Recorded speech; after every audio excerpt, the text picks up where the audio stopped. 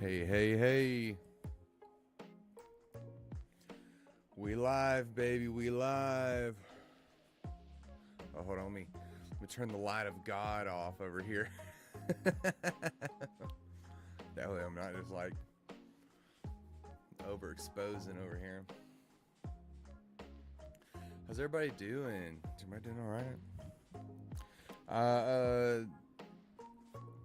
I decided I wanted to kind of like start this out, I guess, by like talking about my year in review. I wanted to do a YouTube video of it, and then just life kept getting in the way and whatnot. And so I'm just like, you know what? I'm just going to stream and do it because I'm going to have several hours to stream today. I got a lot of things I need to draw, anyways. And you know, a lot of things I'm working on that require art. So I decided I'm just gonna like screen cap this later and I don't know, edit it together.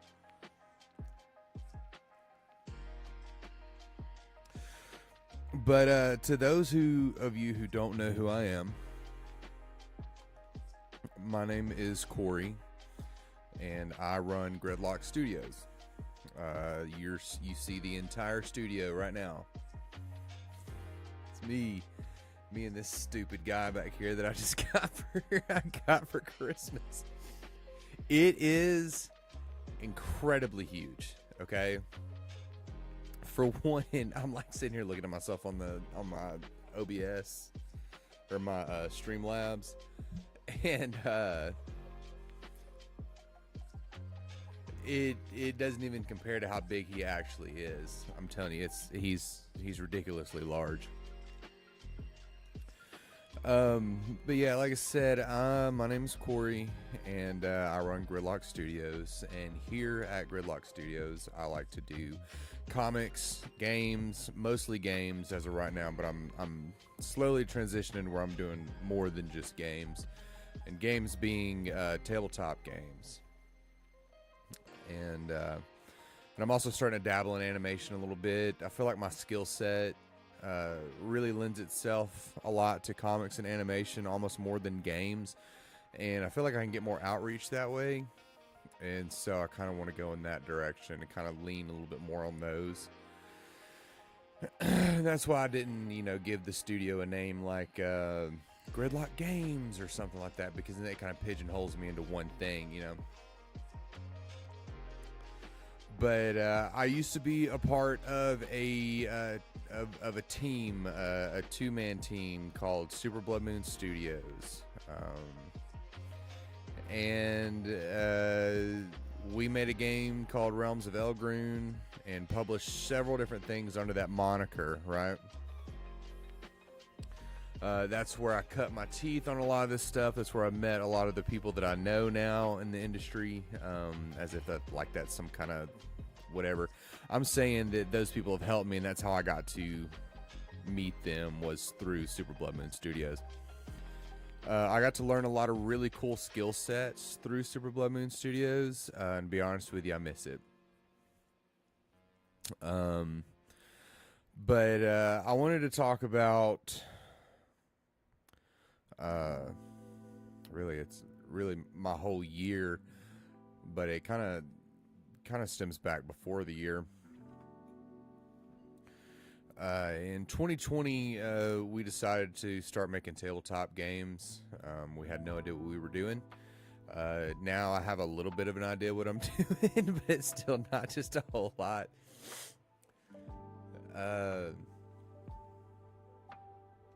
But we ended up making a game called Realms of Elgrune, and we didn't know what we were doing. We bit off a lot more than we could chew, and we weren't happy with the release of it, and so we decided to revamp it. Well, towards the beginning of the year, we re-released Realms of Elgrune into a first edition, and the original edition, we just called it either 0E or Original Edition. But we coupled that with our first campaign that we wanted to do called Wrath of the Blood Moon. I have it all on this shelf over here. Actually, I could show it to you. Give me just a second. I'll show it to you.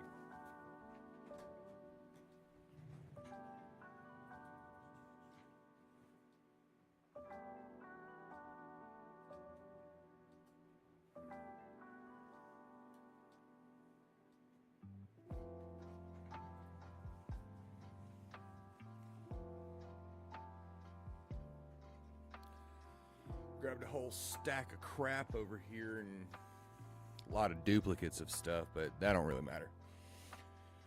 So this was the first book that we ever produced right here. Realms of Elgrune, right? And what ended up happening with it is, of course, this is before the war on AI art, and you're just like, Corey, you're an artist, you used AI art? Yes, because we were broke, and we didn't know how to do digital art yet, and that ended up biting us in the butt. And so we revamped the rules and revamped the art and learned how to do digital art, and we re-released it to this edition. It's a hardcover edition. It was really great. I learned how to do layout and whatnot, and I did the layout of this book. Was there a lot of mistakes with it? Oh yeah. Would I do it differently now? Oh yeah. But you know, this kind of goes into that discussion of you kind of have to do stuff in order to do stuff. To get better at it, you kind of have to do stuff. And this is one of the things that I did.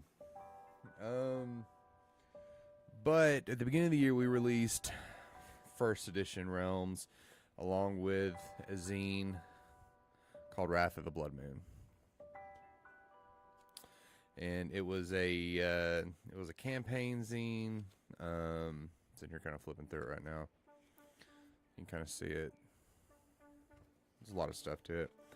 But it was heavily inspired by like Nintendo era, or like Nintendo 64 era Legend of Zelda. So we're huge fans. We were huge fans of. I mean, honestly, I still am a huge fan of it. But also under that moniker, set some of these to the side. This was everything that we released together. Right? Realms, Zero Edition, First Edition, our first adventure zine, Father of Nightmares, second adventure zine, and then Wrath of the Blood Moon. We were kind of rolling, and it was slowly growing. It was slowly paying for itself because, you know, we ended up having to do the way of all businesses and get a credit card and put ourselves in debt. But it was paying for itself, right? And then we decided to take Extinction, which was mostly my idea, and he kind of helped me with it. Elgrune was mostly his idea, and I built the system for it. And so he kind of helped me with the setting a little bit, and I ended up we ended up taking it to a convention and played it at our local game store a couple of times, I want to say, and was met with great reception. It was fantastic. It went great. Everybody loved it. Learned a lot about it, and decided that we was going to try to kickstart it in October of this year. Well, as you can see, that didn't happen because me and him in June ended up splitting ways. And this is not super easy for me to talk about because it didn't end well. And I haven't talked to him since June. And yeah.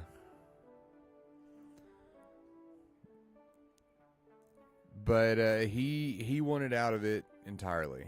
And he didn't want to do it anymore. He wasn't interested in it anymore. And left it to me. Put it in the nicest way possible. He left it to me. But it didn't make sense to me to keep making Elgrune without him, even though I could have. But I didn't want to. It just didn't make sense to me, and so I needed some time to kind of just like figure out what I wanted to do. if I wanted to keep Super Blood Moon Studios going, if I wanted to rebrand it or anything like that. Well, earlier in the year, I got through reading some old docs of mine, and that's where I came across J03 Am I Human?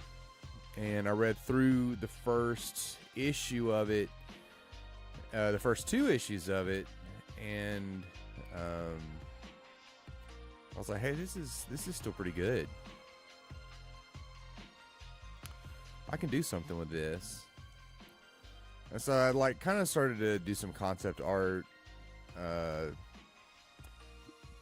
And this was before the split. Well, after the split, that's what made sense to me to do. To do that while I figured out what I wanted to do and how I wanted to proceed. You know, because this is a business. We had obligations, right? Well, he left it all to me to do, and I decided to do a graphic novel as some kind of way to keep myself busy as a creative outlet, because I need that. I'm a creative person. I need some kind of way to do it. I'm a dreamer, and I do dumb bull crap all the time, and I needed something dumb to do. Well, after doing a campaign for a graphic novel, it kind of fell in my lap. To me, I believe it was God. I don't care if you're religious or not. That makes no bones to me. I'm not going to shove religion down your throat. But for me, in my experience, I definitely believe that the Lord guided me into that direction. Because even though it seems like it's still kind of going nowhere, there's a lot of stuff that's happening behind the scenes for me that is giving me hope for this project, right? Well, after the J03 campaign, I decided to revamp Extinction. And I kind of wanted to go a different direction with it, a way that I wasn't able to prior. A way that I knew that people would like it more. And so that's exactly what I did. And I began doing a little bit of press about it. Started taking more, I say press, promo. Started doing more promo about it. Started taking posting on social media a lot more seriously. Started learning more about how to get outreach and whatnot. And it's slowly getting there. I'm slowly starting to see the fruits of my labor.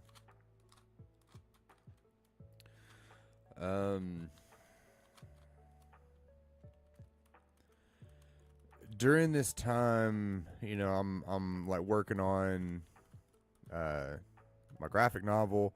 I start streaming, start trying to take YouTube and Twitch more seriously, hence where I'm at right now.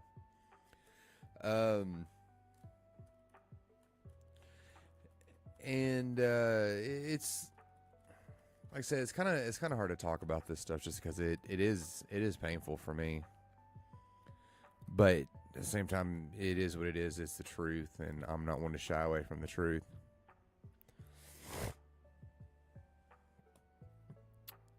But I knew I had to find some kind of way to keep making money for me to be able to pay off the debts that the company had accrued.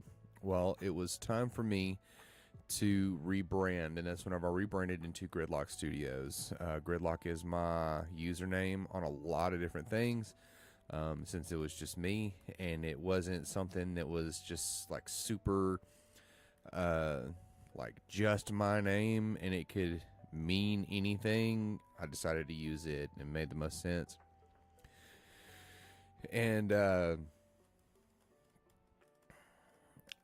decided that not only was I going to try to do comics, I was also going to try to do animation, but that the animation is not for the weak. It's fun. It's a lot of fun. I actually really, really enjoy it because it's like drawing graphic novels, but you see more progress with it. It's like putting a puzzle together, and you're pulling the pieces out of your mind, right?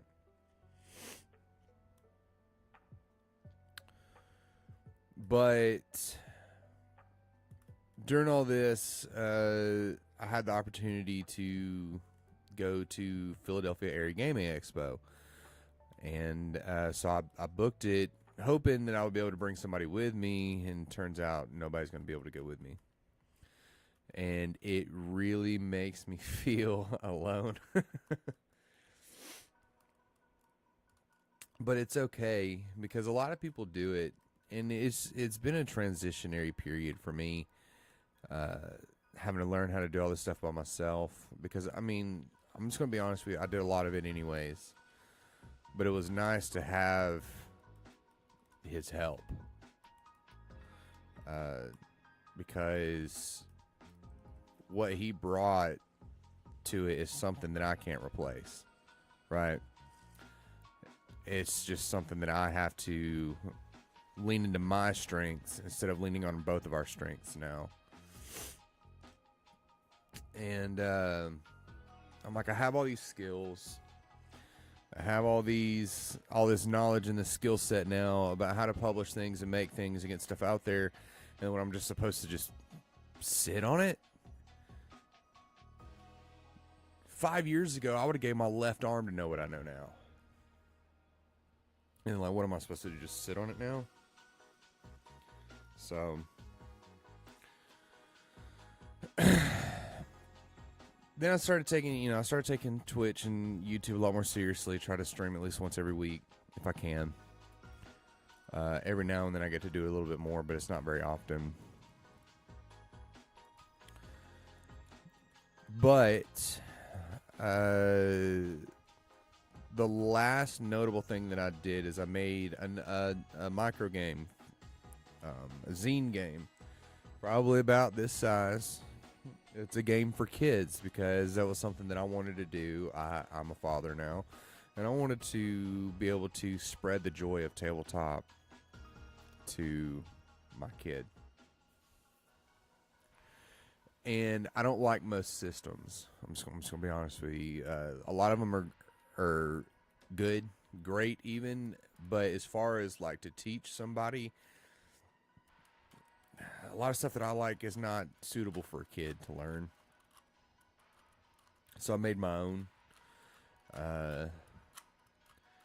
And whenever I tell you that I sped run making that thing so I could have it ready for Paige, I absolutely sped run that sucker.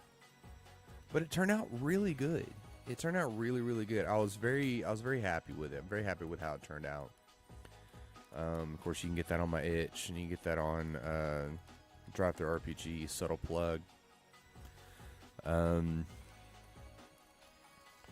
you know what? Through all this adversity and feelings of being alone, and feel like I'm shouting into the void to literally nobody, because I don't even think anybody's actually watching right now. I have one viewer, and I'm pretty sure that's the free one that Twitch gives you.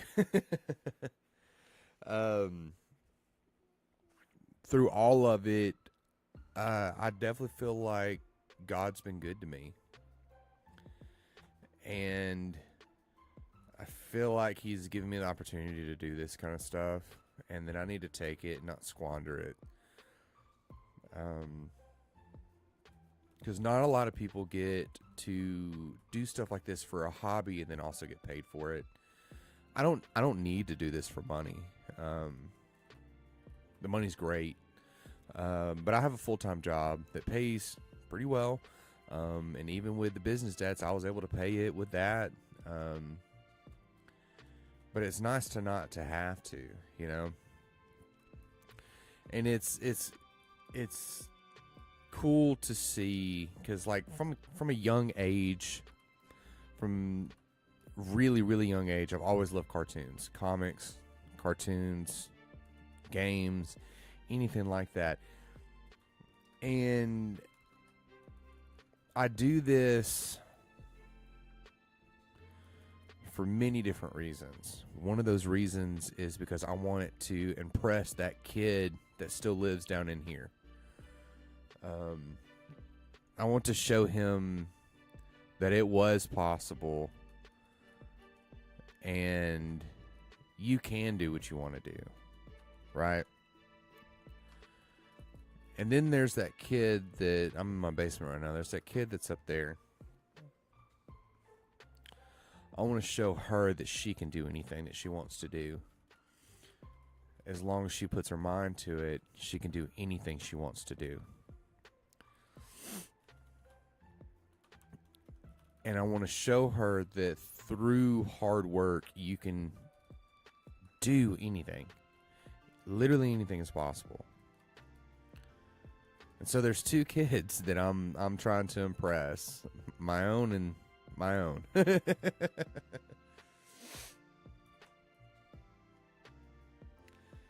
And the people that I've met has been great. Awesome people. The places it's taken me is awesome. And I'm a nobody. Like nobody knows who I am. And if I stay that way, I'm fine with that.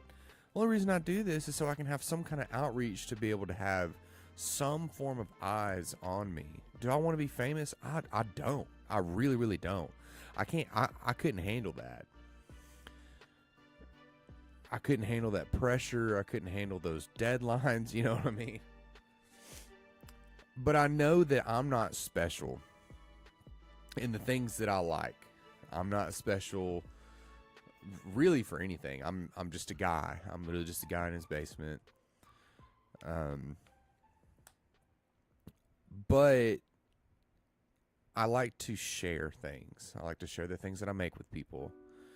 And that's why I do this. I want to show the things that I make to people because I feel like people would be interested in it. I know I have a very different style than a lot of people are probably used to, and that's fine. It's just me. It's just how I do things. But through all of it, again, I want to say that God's been good to me and given me this opportunity to do it, so I'm going to run with it. As long as he allows me to do it.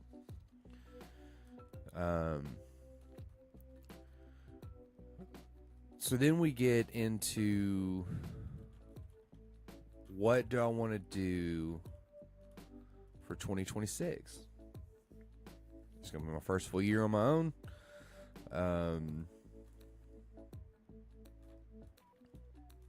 With all this knowledge and skill set to do stuff that I think is super cool and super fun. You know, what do I want to do? And I would like to cultivate an audience in some way, right? Audience for games, comics, animation, and whatnot. And like goals that I've set for myself, I would like my YouTube. I'm sitting around like 170 subscribers, which is not nothing. You know, that's great. That's fantastic. I'm glad that anybody would be interested in what I've got going on. But I think what I want to try to do is I want to try to get it up to 500 subs. I feel like that's a good goal to have. And could I do that by the end of 2026? Probably. I mean, I don't see why not. I have a lot of stories that I want to tell. I have stories I want to finish. I have games that I want to make. Definitely going to try to hit up a lot more conventions. But now that I do more than just games, I can go to a lot more conventions. I can do a lot more stuff. I can go to like artist tables and whatnot because I, do comics and animation and whatnot.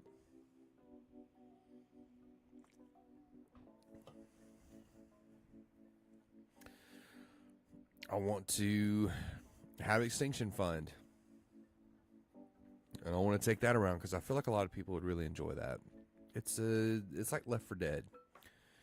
I know I attribute to a bunch of different games. I feel like Left 4 Dead's probably the one that's the most like. Follow the Kickstarter. Just search up Extinction, or you can follow links in the description. You gotta plug. Always be plugging. ABP. I want to stay out of debt.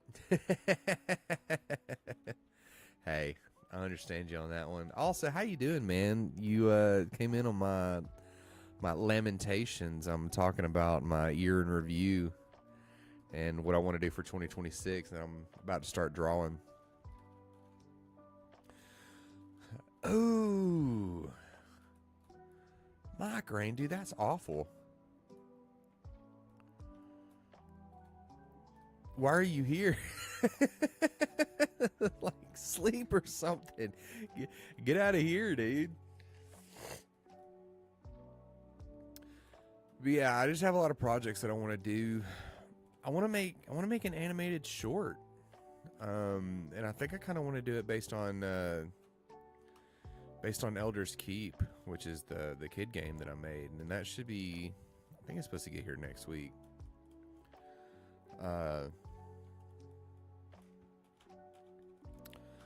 You're working, man. I want to see that animated short. Did you see the one that I did for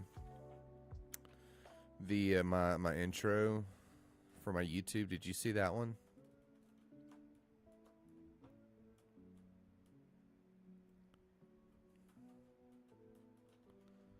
I actually have a no. Well, if you go to my YouTube, Gridlock Studios, pull up the first video that's on there. It's the first video that you'll see it on. I have like an animated intro that I did. Did all the music, sound design, and everything for it. Editing and everything.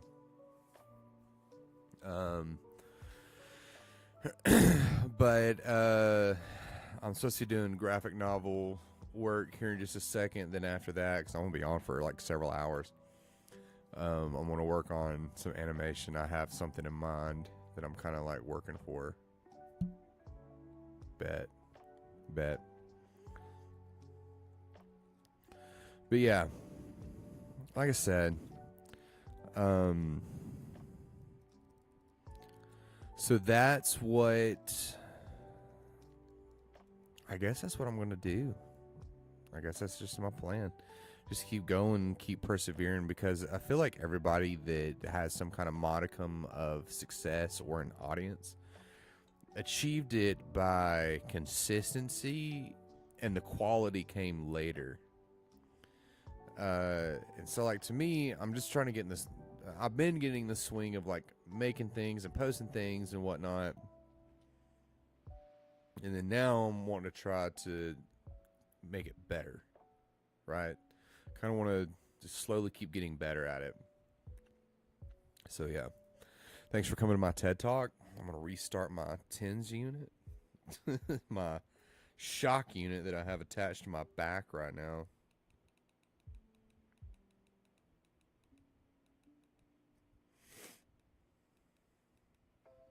Ooh, got that good shock going on right now. All right, let's move on to some. I think it's this one. Yeah, we'll move on to some comic work. You know, I wonder why it squishes.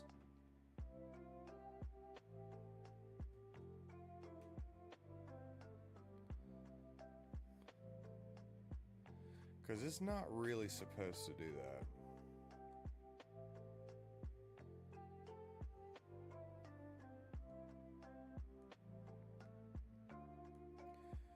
I got this page ready to ink.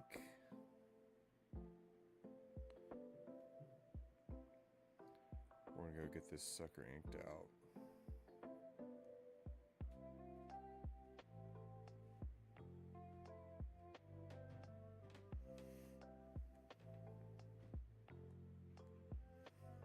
Okay.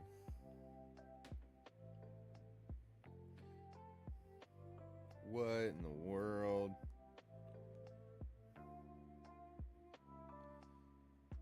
There we go.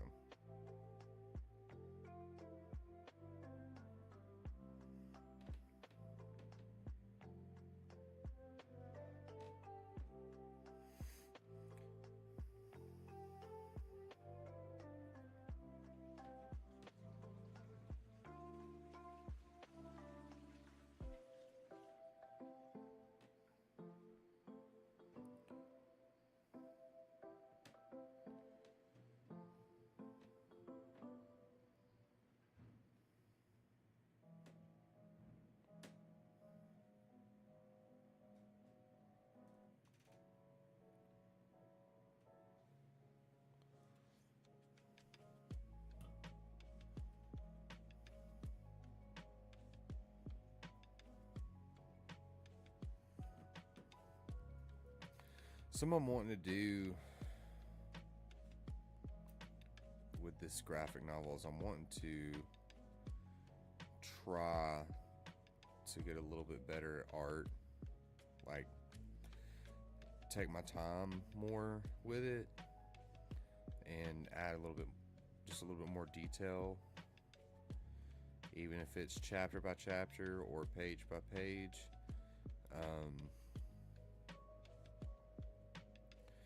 Because right now I'm working on chapter 4 out of 5 for the graphic novel, and I would like for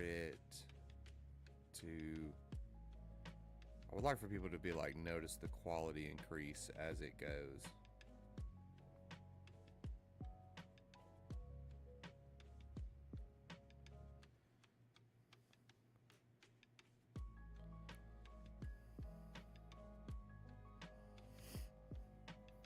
Some I've noticed a lot about doing a comic is sometimes you got to zoom out, see how something actually looks. Like if you're just stressing about small details that you don't have to stress about.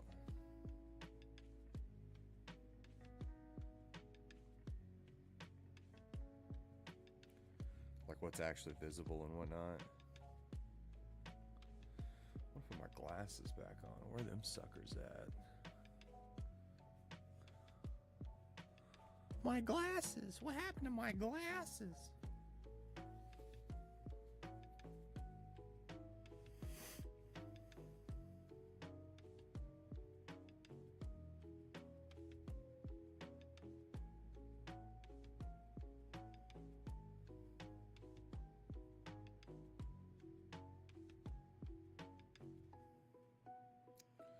There we go.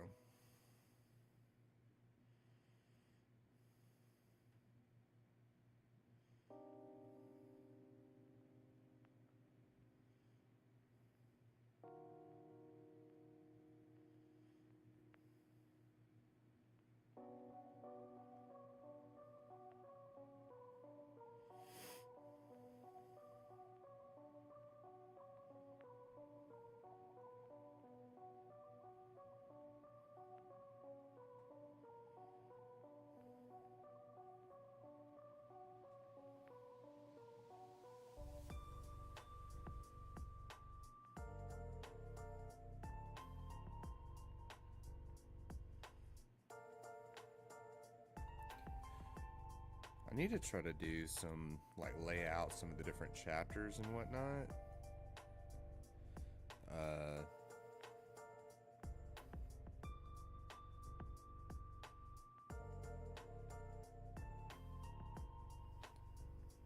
I need to try to do some of that.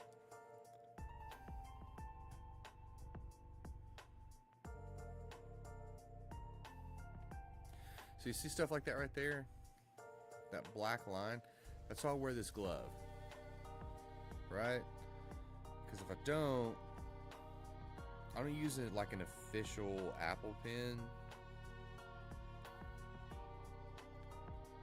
And so I have to have it set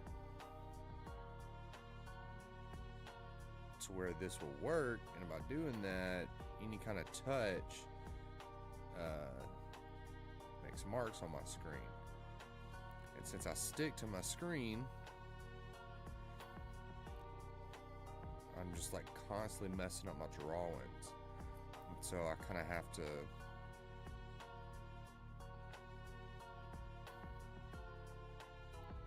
have it.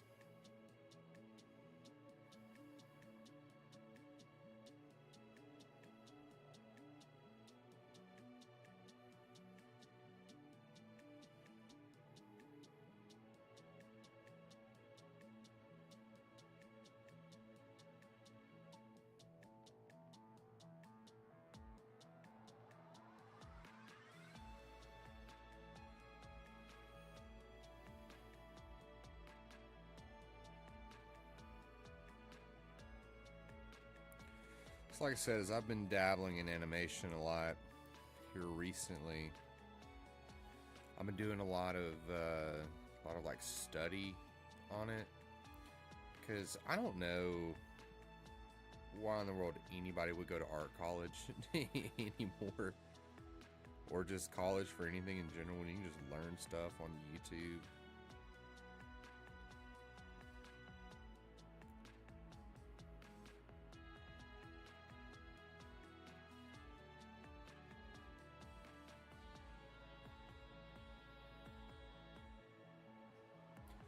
I feel like people waste a lot of money with college. That's just me, especially nowadays. I feel like it used to be a lot more valuable than it is now.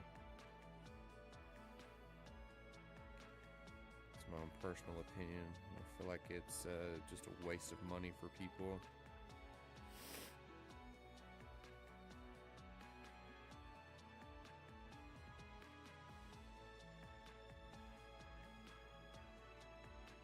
Thank you.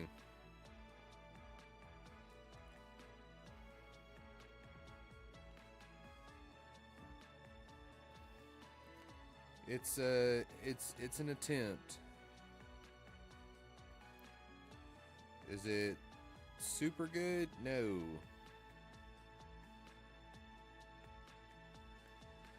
But it's an attempt, and it's just one of those things that, like, I know that the more that I do it, the better I'll get at it.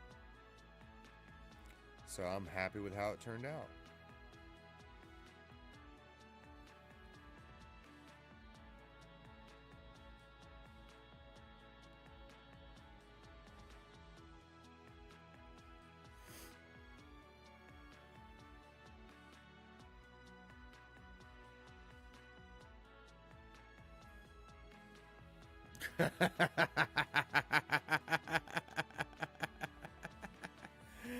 Bro, I'll throw a couple up to the big man for you.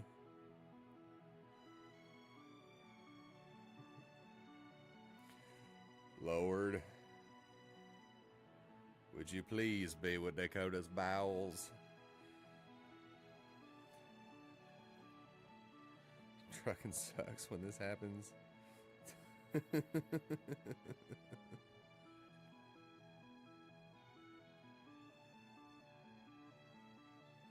He's a good child of yours.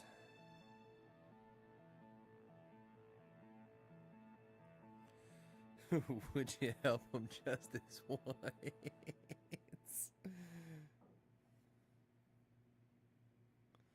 There you go.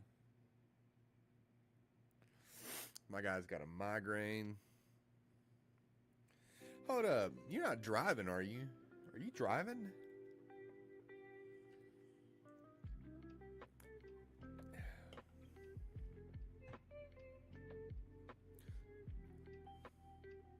Nah, bro.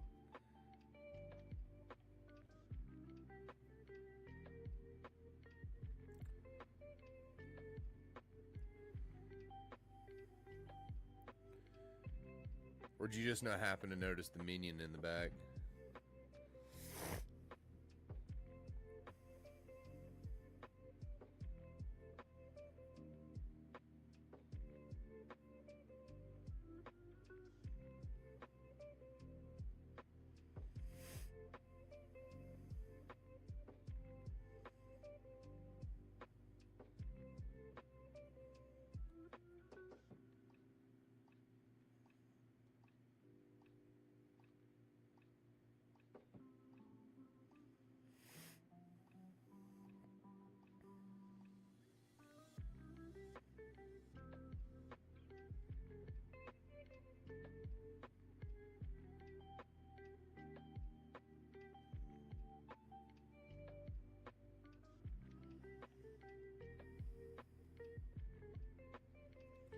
Chat, I think Dakota may have crapped himself.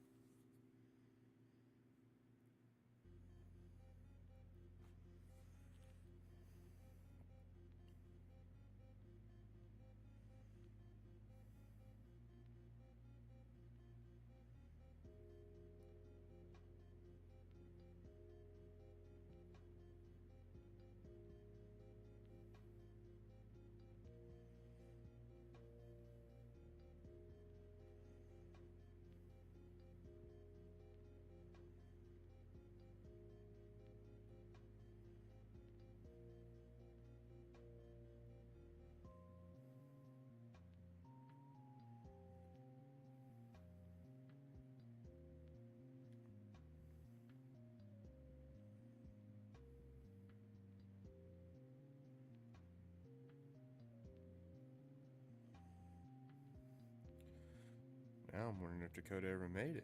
Did you make it, brother?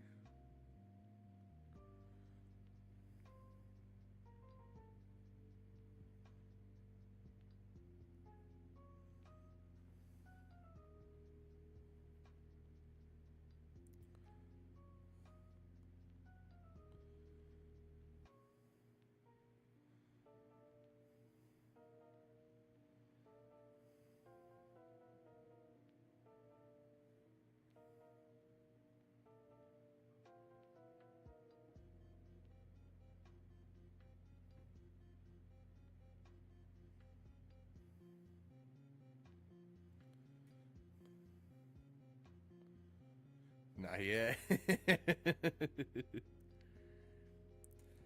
He's still holding on, y'all.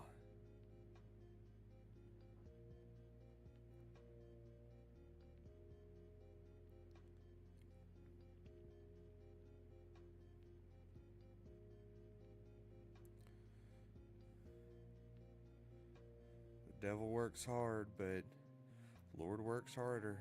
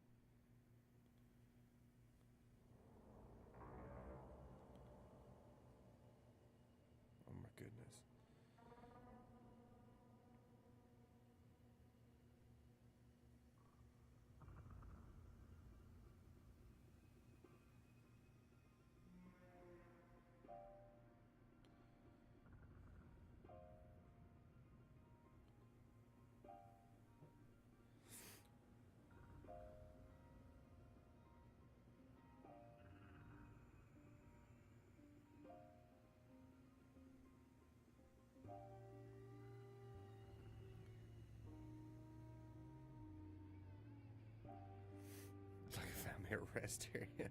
The Lord knows exactly what we need as soon as we need it.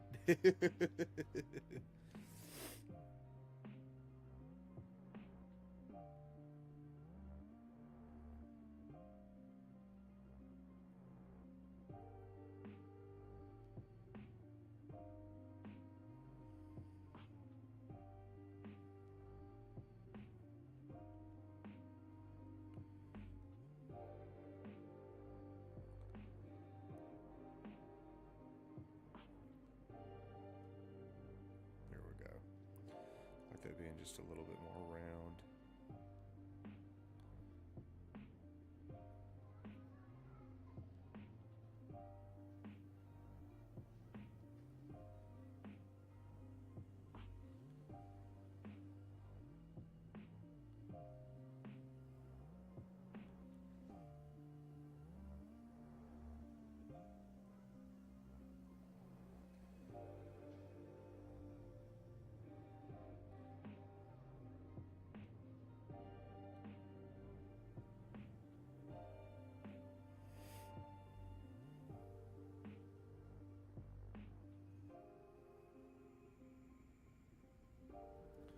There we go.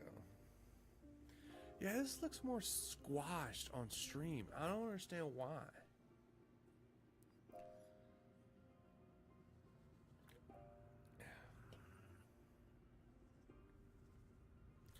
Like, it's not as squashed in here. Show it to you. Oh no. Oh no. You see what I mean? It's more squashed.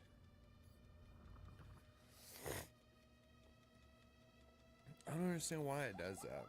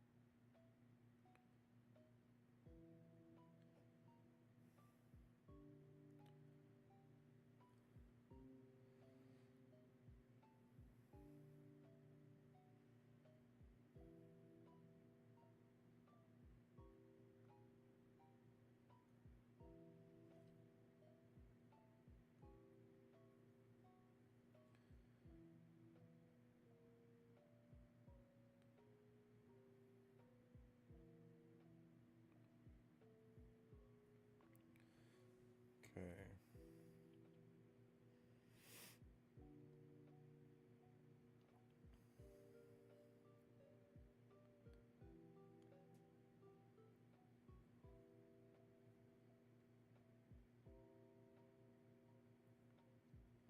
You know, something that I wish I was a lot better at was like coloration and coloring effects that you see a lot of people do with digital.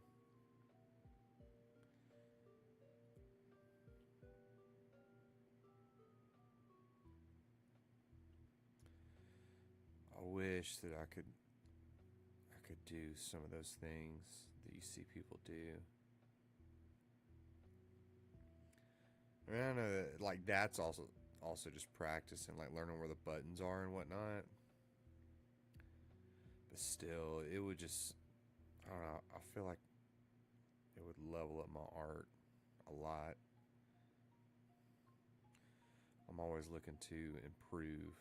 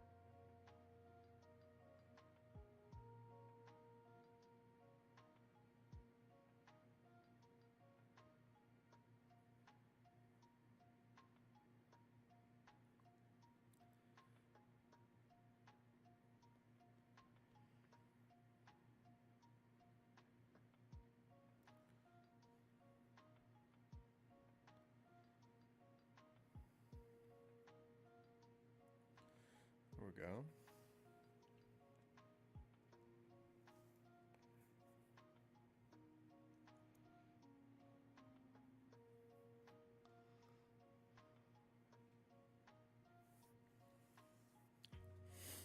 I love that like that is just like permanently on my chat bit right there. Luckily I found me a rest area.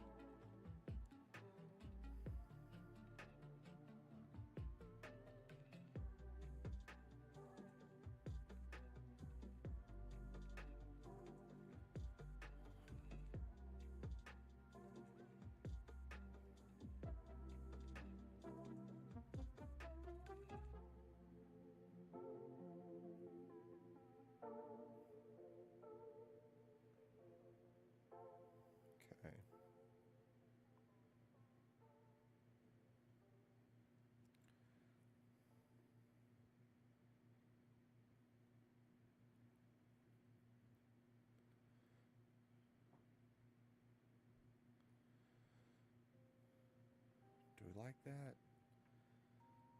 I say yes. I say we ball.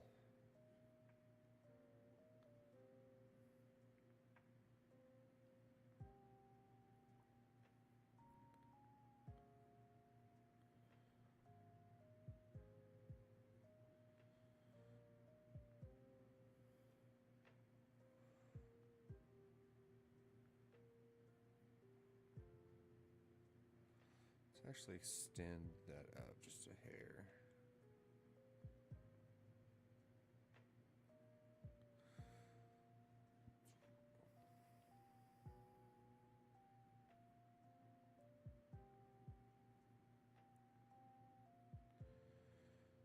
Right.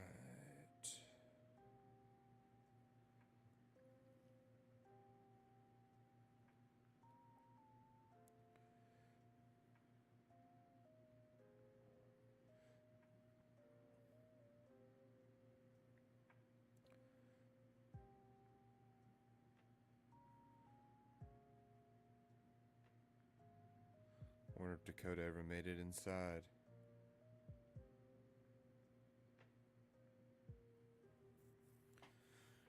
Imagine him just like doing the walk of shame, just clenching the whole way to the bathroom. You have? Am I in your ear while you're sitting in the bathroom right now?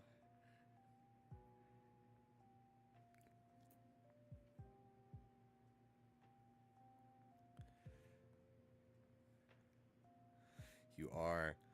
I just want you to know something, Dakota. As you sit there, I want you to know something. That you're connected to a network of buttholes right now. Everybody sitting on the toilet at the same time, you are connected to a network of buttholes.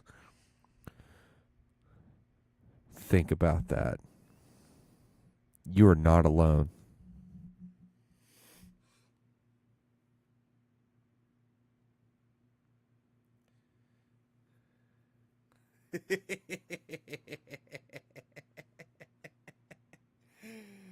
Oh, man.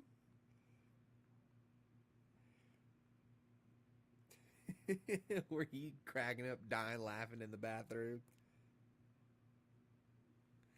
Do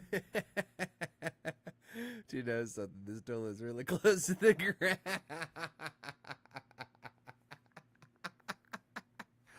Try to be quiet. You know, I heard some math one time about like where the world's most used toilet would be. Right? I may have talked to you about this. But the data that they came up with was hilarious. I mean, it made a lot of sense. Because like for me, like you would think, all right, let's just kind of talk about this for a second. You would think it'd be like an amusement park or something, right? Like my first knee-jerk reaction was Disney.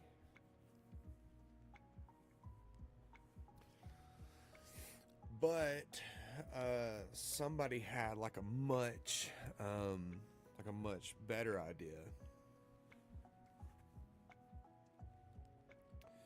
And it was like, I think it was LAX airport. It was some like big international airport, the most visited one in the world, right? And then they said that what exactly was it? They said that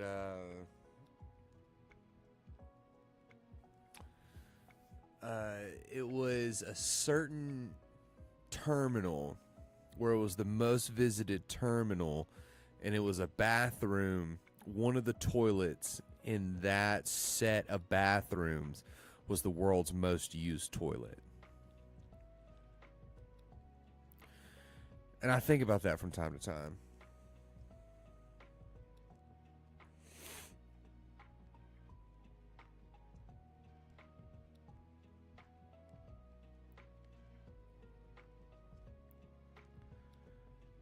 Like, does that toilet know it's the most used?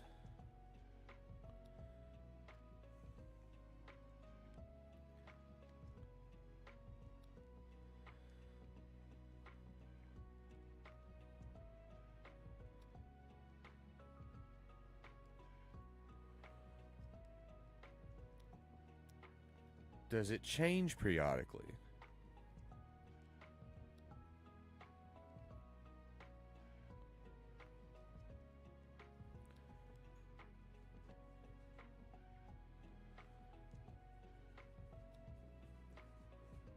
I have a visitor.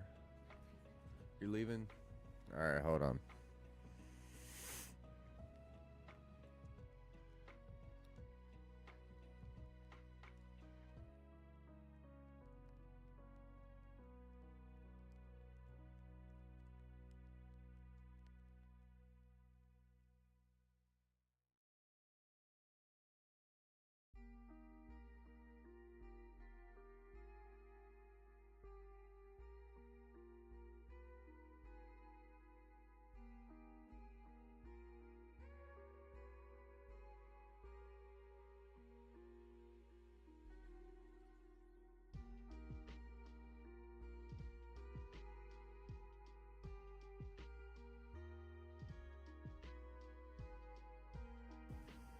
Okay, I'm back. I return. Okay, you said surprised it wasn't Atlanta. Like I said, it was the most busiest airport in the world, whichever one that was. Right? Whichever one that was, and for just some reason I was thinking it was LAX, but it was the most busiest airport in the world. So it very well could have been Atlanta.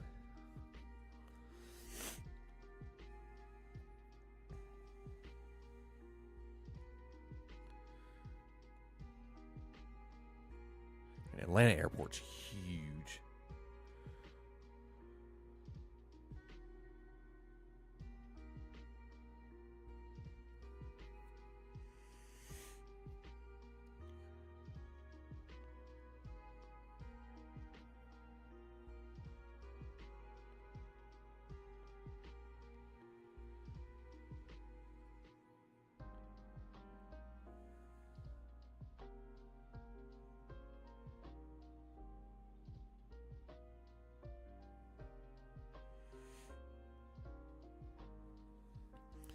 I want to actually. I kind of want to see. Now it's got me on a rabbit hole.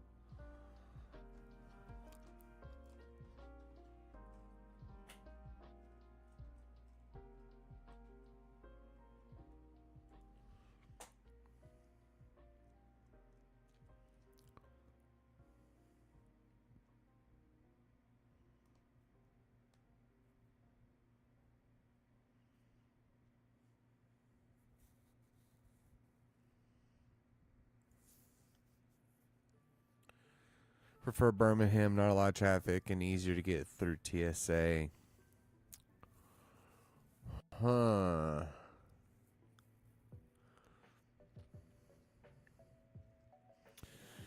I really think um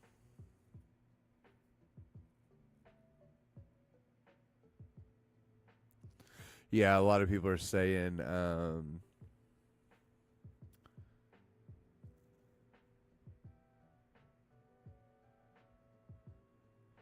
yeah, I think it was the Atlanta airport, by the way. I think it was. I'm looking it up, and people are saying that they thought it was the Atlanta airport.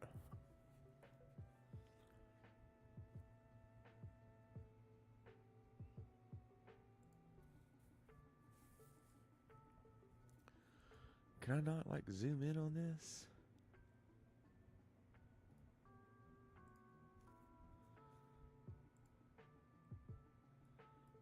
What is this? Oh my god, there's a toilets per population chart as well. Hold up, hold up, hold up, hold up, hold up. The most infused public toilets, whether you're traveling somewhere new for the first time or heading into the hustle and bustle of your hometown, it's always handy to know where the nearest public toilet is for when nature calls. Yeah, ain't that right? We wanted to find out how many public toilets there are in each country per 100K people.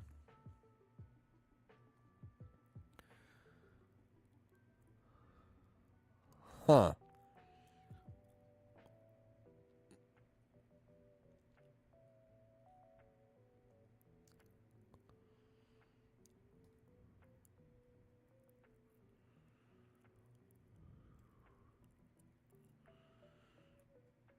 Oh wow. Who do you think's number one? Who do you think's number one of how many toilets per 100,000 people? Little tip for going to Atlanta Airport. No matter where you're flying to, go to the international side of the airport to go through TSA. Less foot traffic because people think that if you're not flying international, you have to go to the domestic side.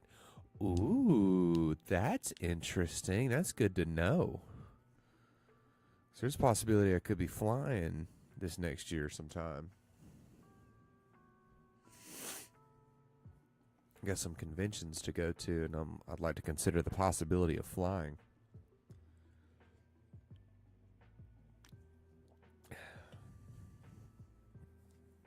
What country do you think has the most public toilets per 100,000 people? The answer might surprise you.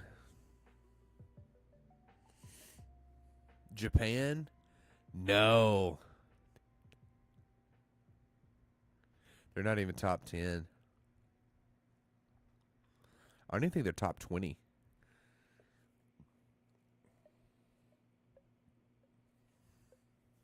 It's not Japan. That's a good guess, though. To be honest with you, I probably would have thought that it was the U.S., but it's not. Japan does beat us, though.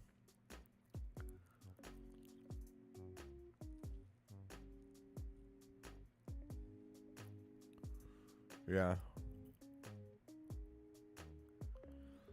10, 11, 12, 13, 14, 15.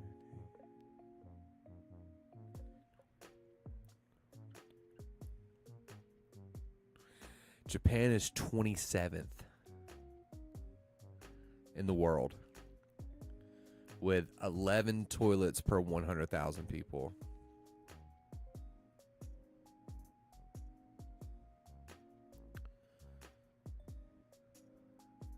The U.S. is 31 with 8 toilets per 100,000 people.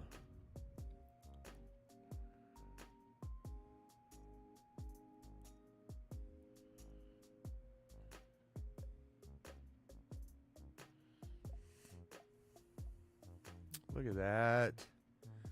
Happens every time we get to swing the band hammer.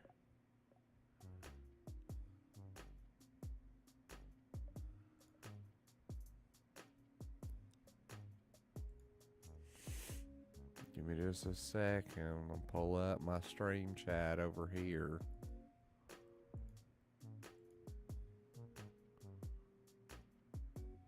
Dan.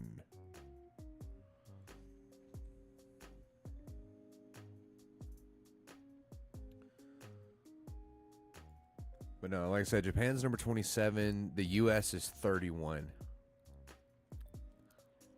We're talking toilets. Period.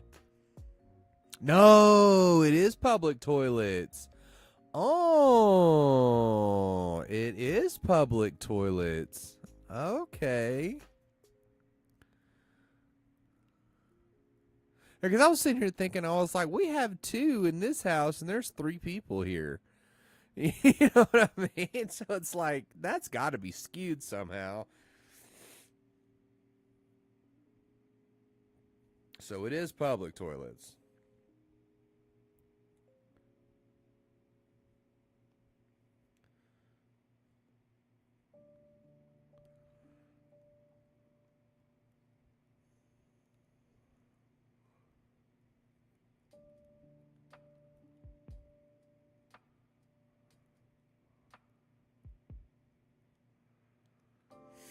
Germany? You think Germany's number 1?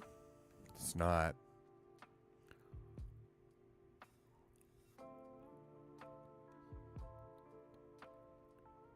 They're number 14. You're getting higher up the list, though. That's number 14. I'll give it to you this. It's around Europe. So you're somewhat close with Germany. It's around that European area, right? And it is a country you know. It is not going to be like one of those like backdoor countries that you've never heard of. It is a country that you know. I'm trying to think about the population to toilet ratio. And you know why I think that this country won is because it has such a small population. But it has a very high tourism rate. Like a lot of their industry comes from tourism. I know this.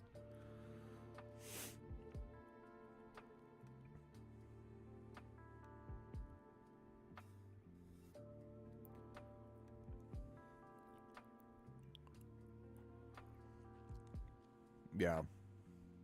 Switzerland. That's number 2. Man, you're close. You're so close. Switzerland's number 2 with 46 public toilets per 100,000 people.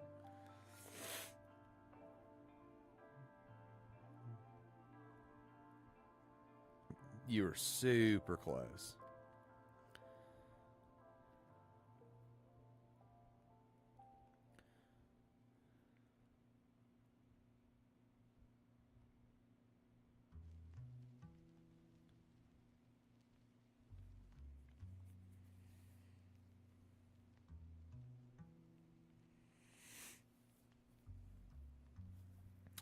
I'll tell you this, because I said it was in that European area. I'll tell you all the ones that are not in that area that's like in the top. Number 3 is New Zealand. Number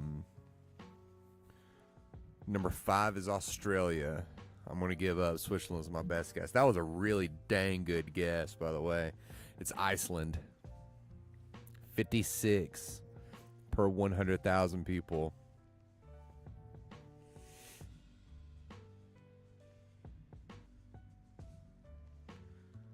Because I think there's only like 300,000 people that live there. It's not a very big population anyway. Yeah, it makes a ton of sense. Number 3 was New Zealand. Number 4 was Finland. Number 5 is Australia.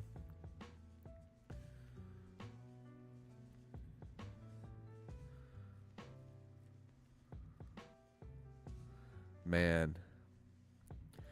Don't go to if you have IBS, do not go to Benin, Zimbabwe, Nepal, Cote d'Ivoire, Cuba, Turkey, Cambodia, Uganda, Uzbekistan, Ghana, Philippines, Mexico, Brazil, Chad, Sri Lanka, Colombia, or Mali.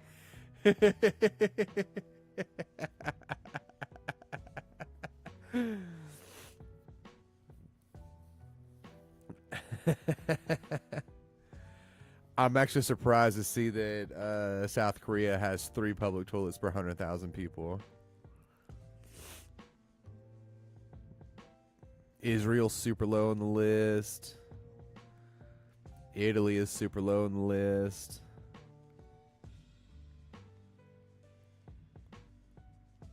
The UK beats both Japan and the US, but that's because their food's garbage.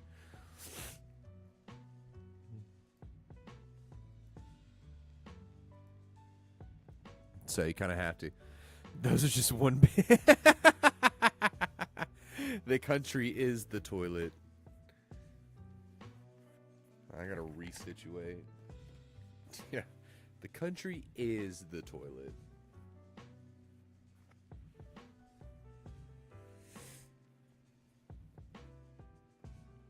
Just nasty places to live.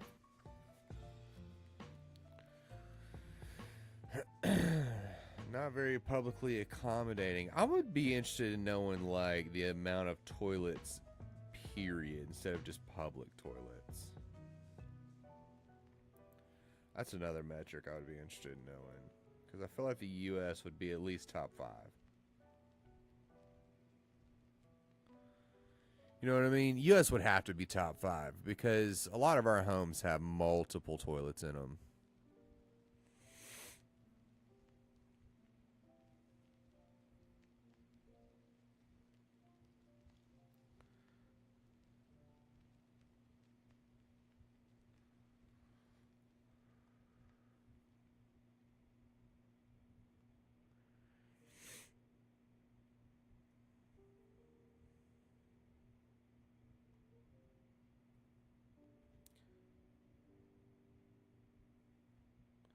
With those countries that have like one, like score to one, I feel like they honestly just probably just go in the river or something like that.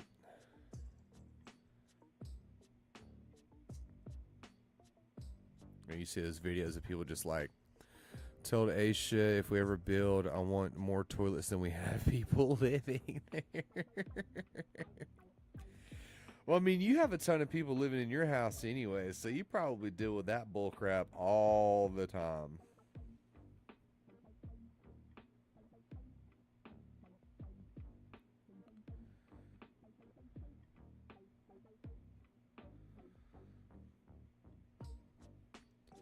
Because you're like, y'all have 5 people living there and what, 2 toilets?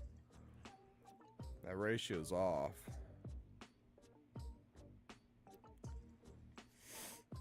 Two ain't enough for 5. No, it ain't.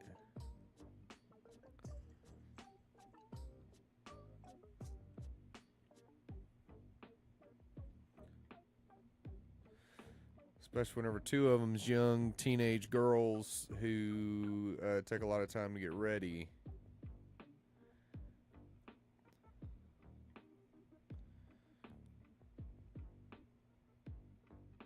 Which, I don't know, they might not take a whole lot of time to get ready.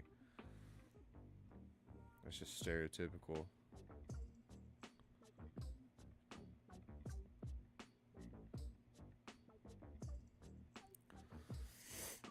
I want to use my bathroom for that crap. Ha! Absolutely not. I'd gas them out so fast.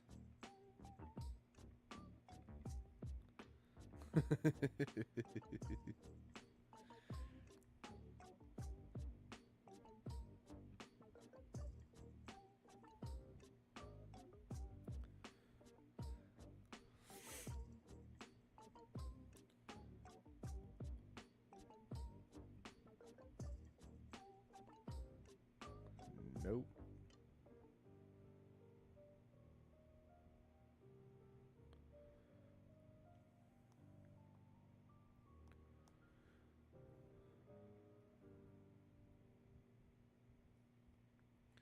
I sent you that Papa Meat video talking about like the life of truckers and whatnot.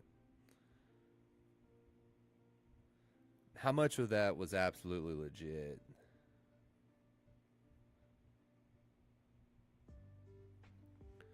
Like, you ever see people doing the walk of shame to the bathroom? A lot. You ever see people doing the walk of shame to the bathroom?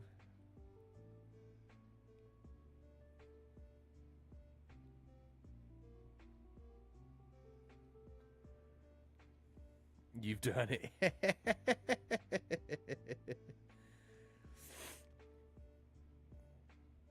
Is it true that they say that the if you see a pretty lot lizard, it's a cop?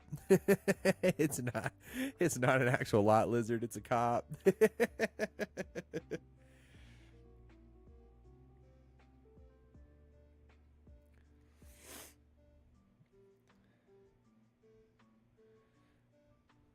Never seen one, TBH.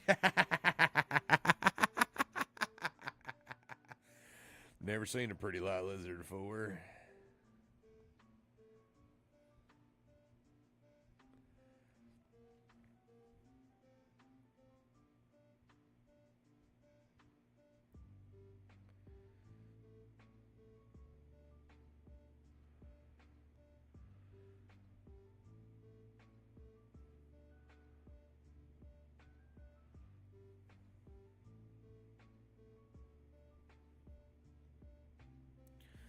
I have to go on and say that don't exist. I'd probably have to agree with them.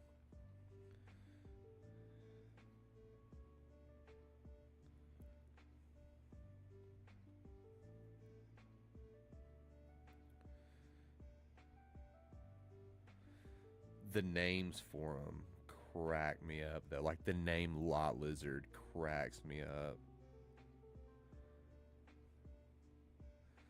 Because, like, as soon as you hear it, or at least as soon as I hear it, and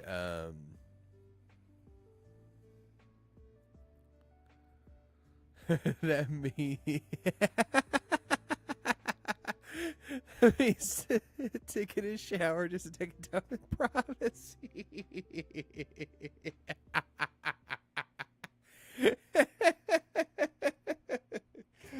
Man.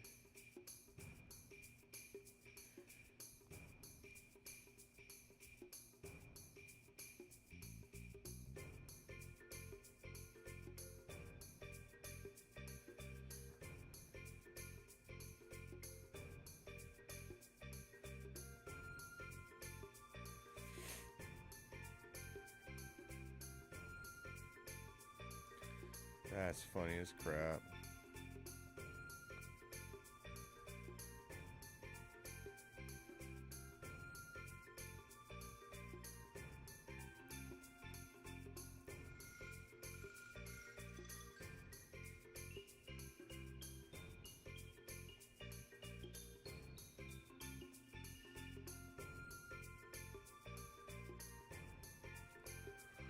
His music right now is from Chrono Trigger.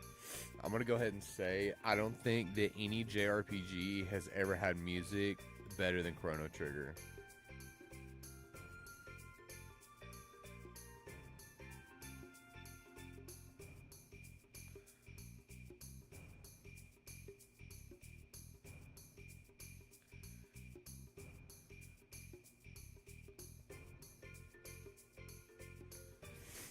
I'll say one that's come insanely close.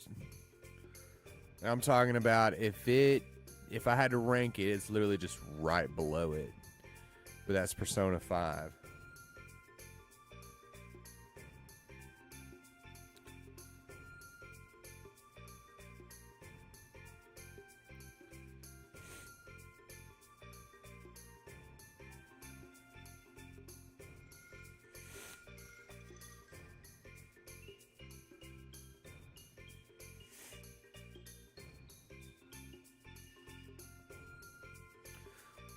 It's the sequel, though.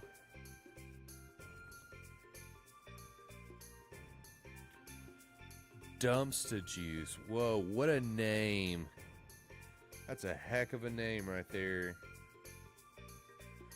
How are you doing?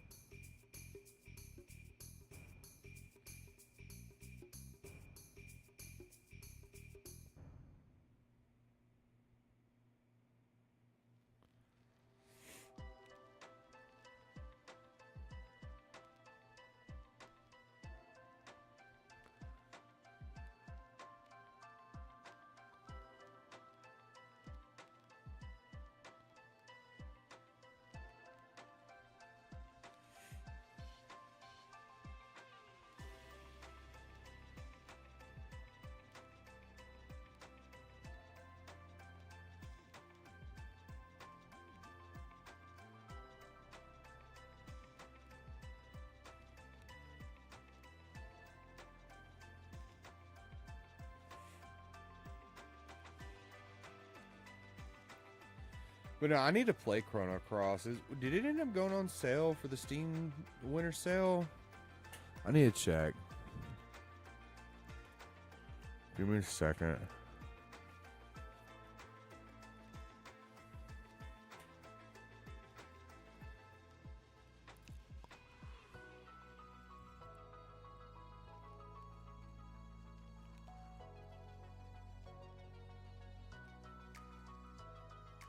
Can I even get it? I can. It is on sale! Radical Dreamers Edition. Let's mute you.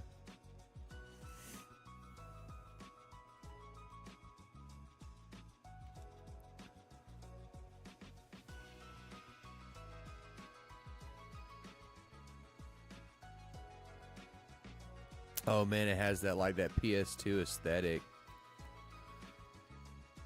What console did this game come out on?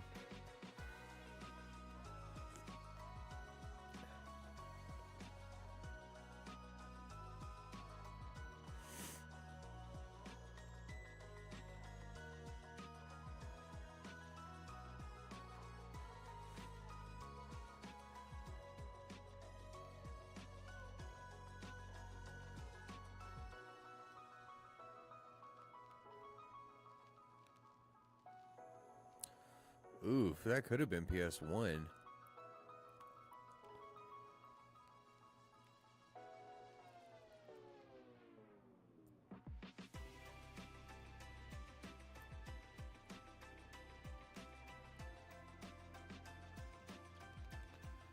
Yeah, I'm gonna add that to my cart. I'll pick it out later. Yeah, I do need to check see what all Square Enix has going on right now. It did come out on PS1? Okay.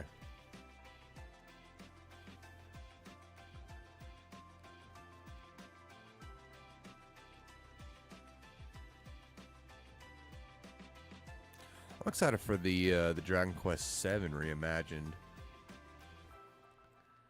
And I really need to play the new Final Fantasy VII.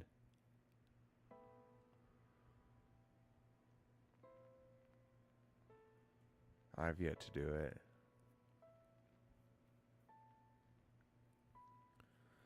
I also really want to try out the Mana series. Supposedly that's a really good series of JRPGs.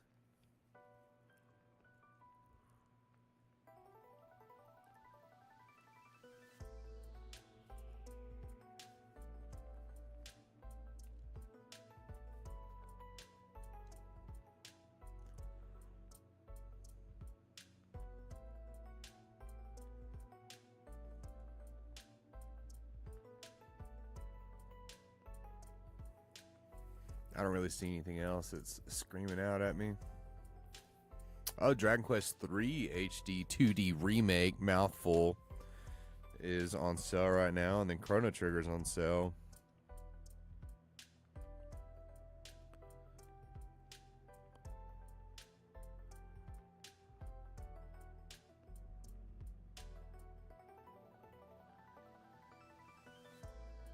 Huh.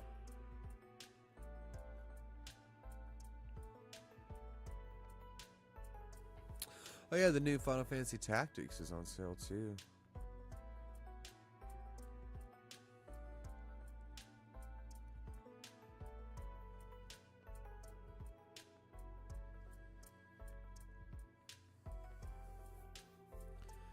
The Tales series was good too. Like the Tales of what? Not the Tales of Mana, is it? Yes? Okay. Isn't that just one?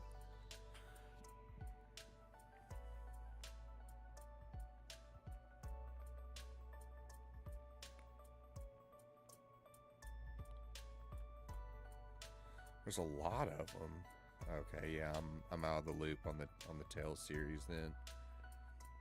I thought it was called the Mana series.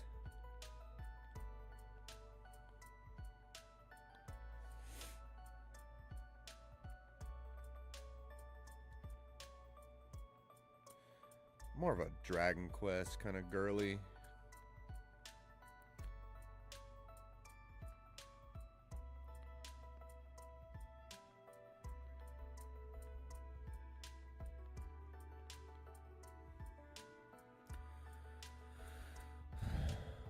Tales of Berseria and the like. But that's not the Mana series though, is it?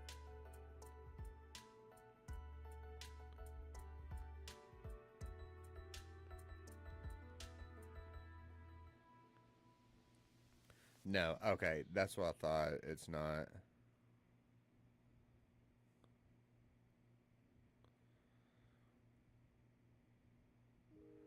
Yeah, I was thinking that the Mana series was like its own thing.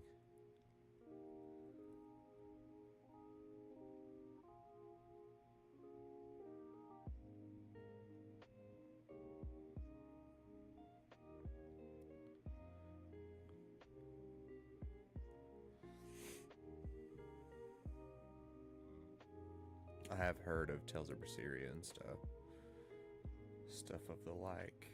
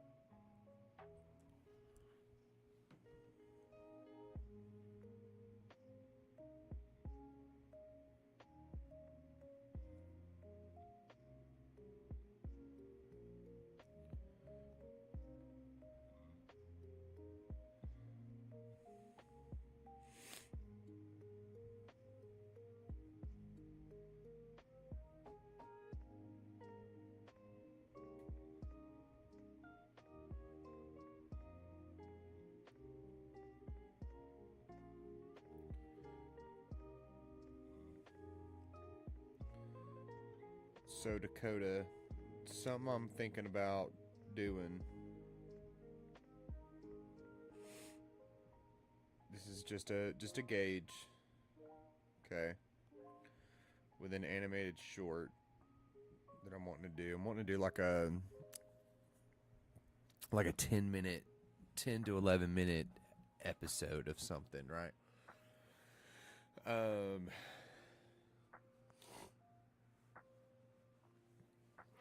Maybe even 5 minutes. I don't know. But I just want to see what it takes to do something like that, right?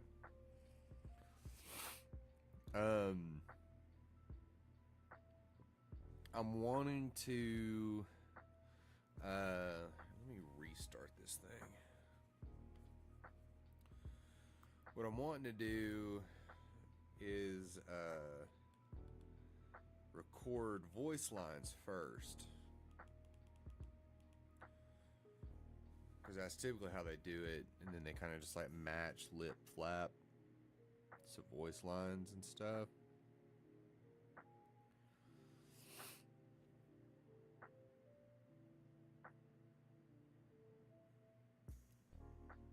But I don't know exactly how many voices that I need. If I had one for you to do, would you be interested in doing it? If I ended up having one that would suit you.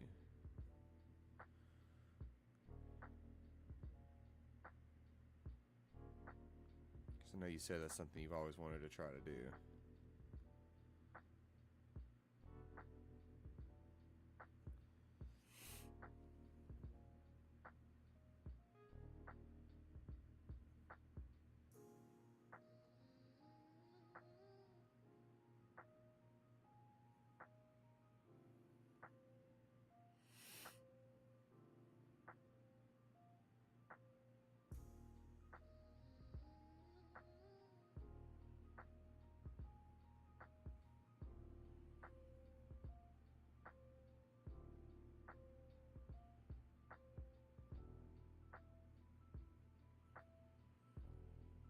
I might actually need to do a little bit more sketching on this.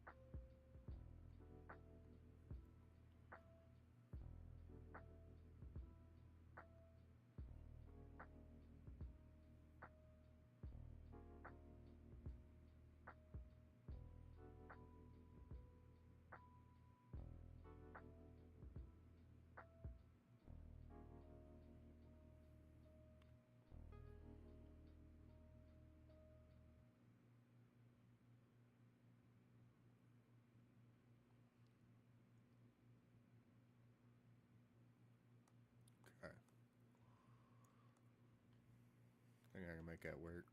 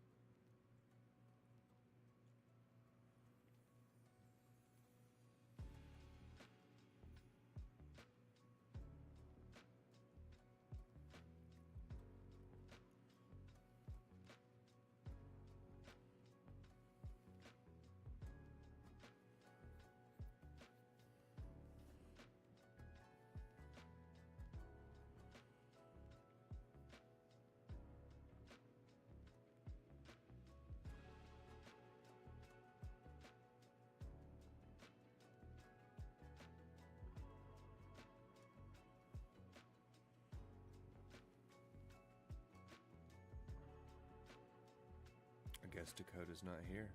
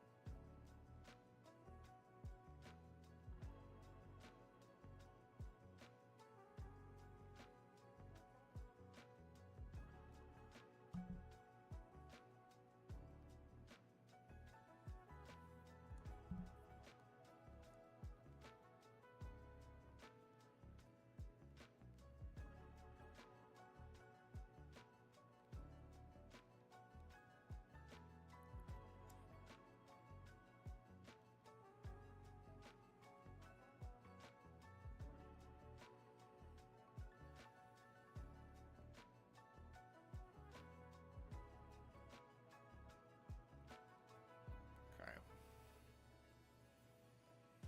Color time.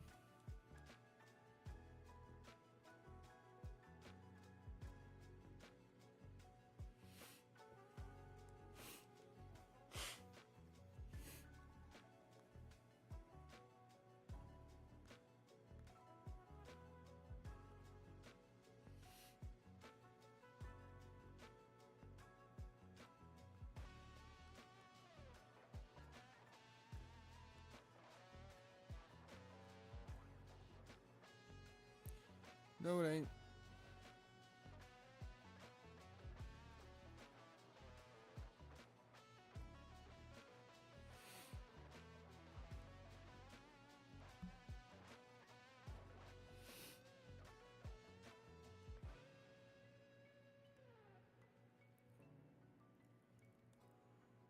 Okay.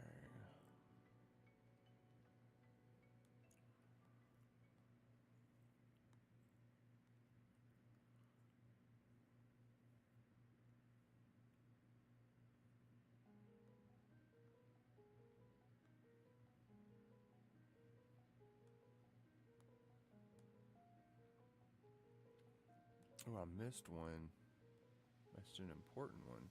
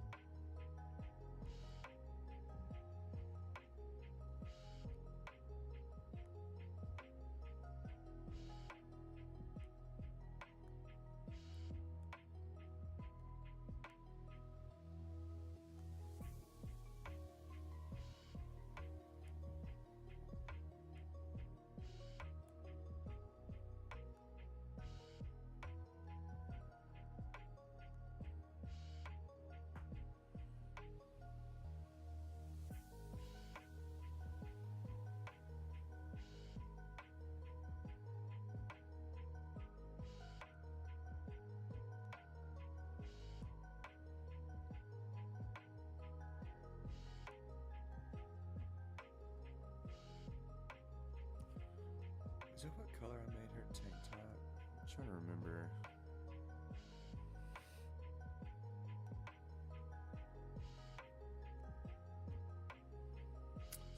same color I made her skin.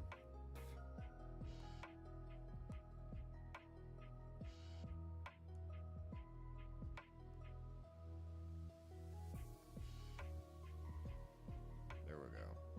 That's better.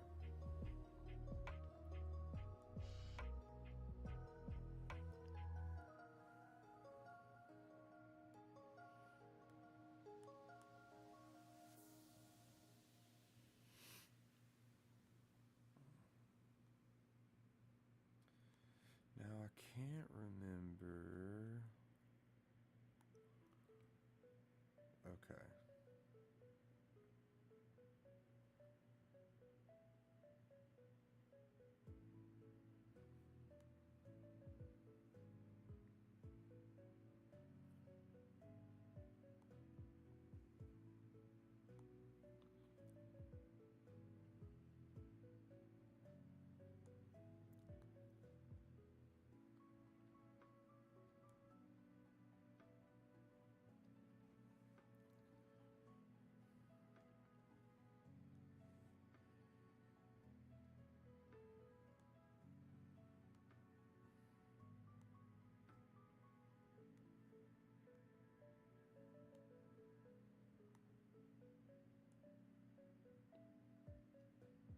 Dang it.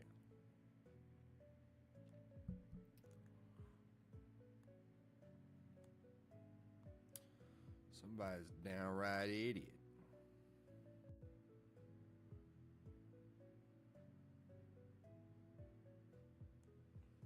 It's me. I'm somebody.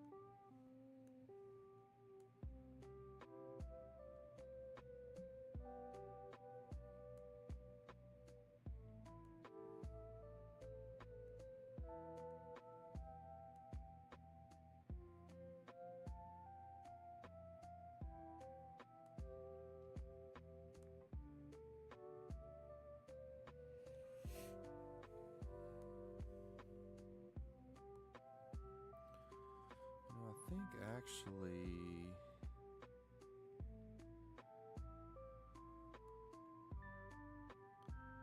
There we go.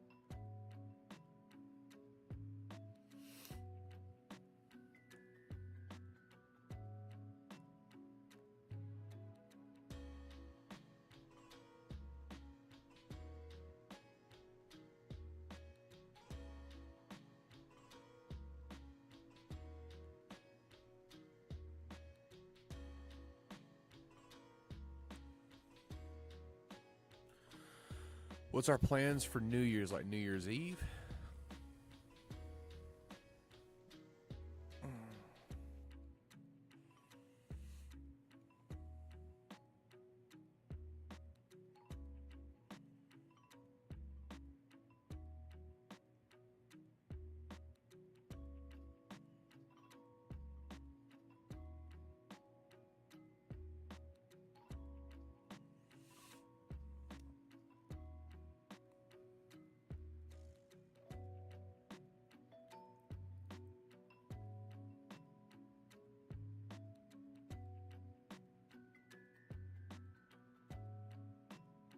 Hold on.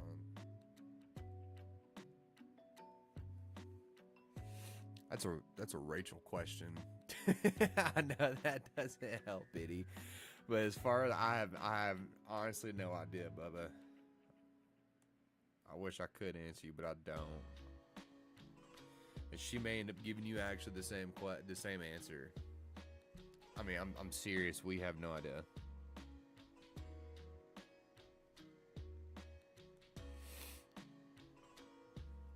Okay, now time for shade layers.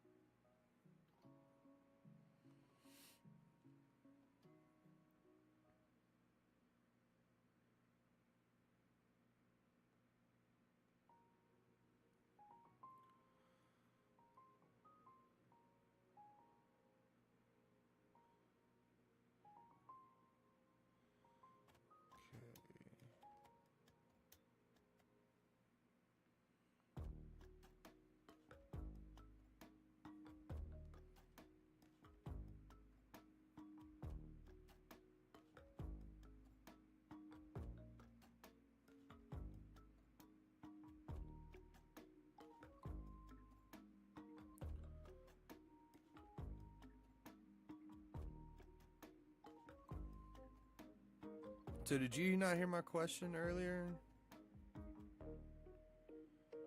Dakota?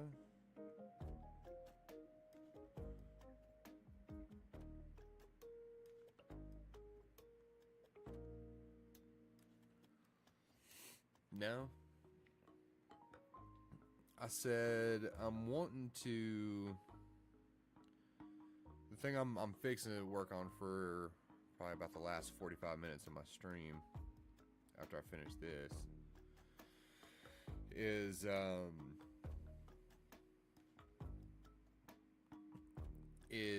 some animation for something. I'm wanting to do like an 11-minute, 10 to 11-minute short, and I choose that time because that's how long like cartoon episodes used to be back in the day. Oh, okay, that's our eye color.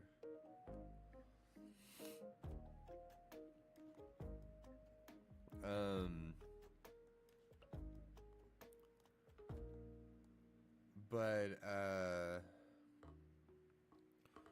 what I'm wanting to do, I was like, I know you've expressed interest in doing this like in the past, and I was like, if I ended up finding a spot for you for one of the characters, would you be interested in voice acting for them?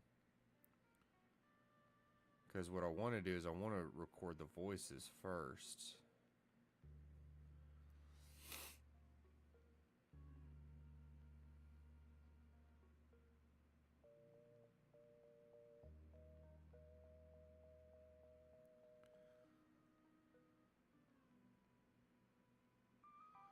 Take a whack at it. I mean, because I have all the stuff for it. I have everything to do it, so it's just doing it. I just want to know what it takes to do like I mean, maybe even something just like between a 5 to 10 minute short. I don't know.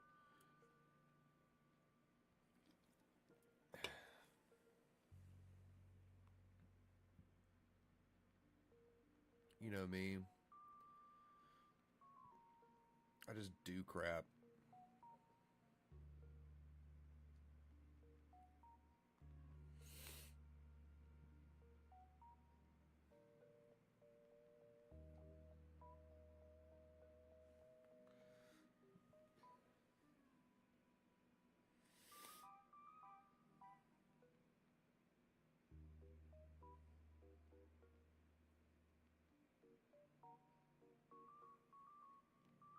Honestly, love to do it. I think it'd be fun. I mean, I got several friends who have good voices, and I feel like they would do good at it.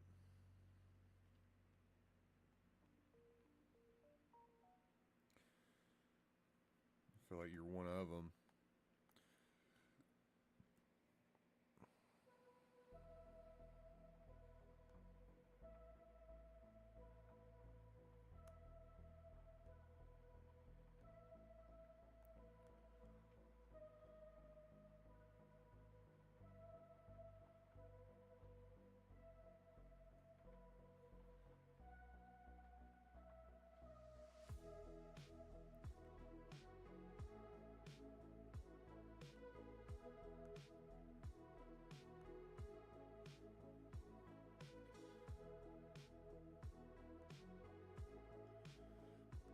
Of course, I'd probably do some voices for it too, but I wouldn't be like.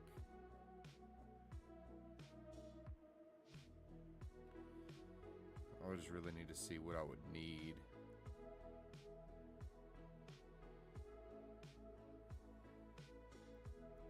That's something we would work out whenever you got here. I would show you the character and all that kind of stuff. What I really need to do first is get more like concepts of the characters.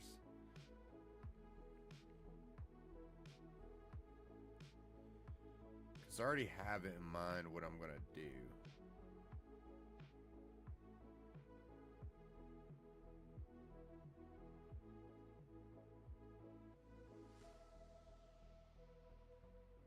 It's something based on a so I mean, I'll tell you what it is. I don't care to tell you what it is, because I'll be videoing it and all that kind of stuff. I made an RPG for kids. It's called Elder's Keep. And it's like I made it and finished it last week, yeah, and ordered it last Friday to come in as far as like the print run of it. And I'd kind of like to lean into that a little bit more. The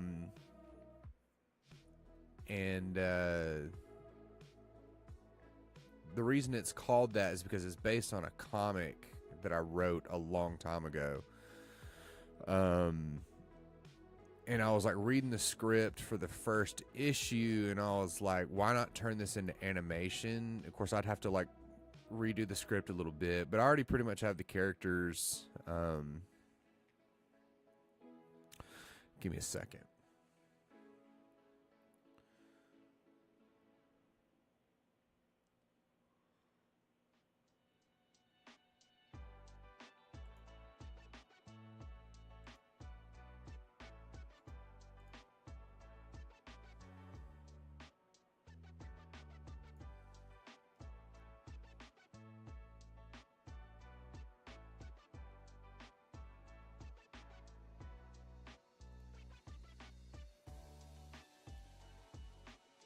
That's not it.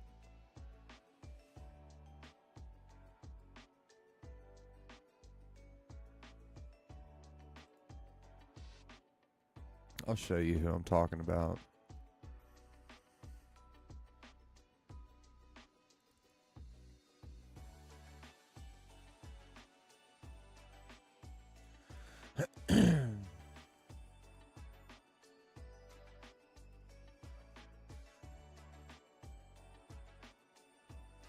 Okay, this is it. And still it's like squashed. Why does it do that? Anyways. Let me bring you down a little bit. There we go. This is it.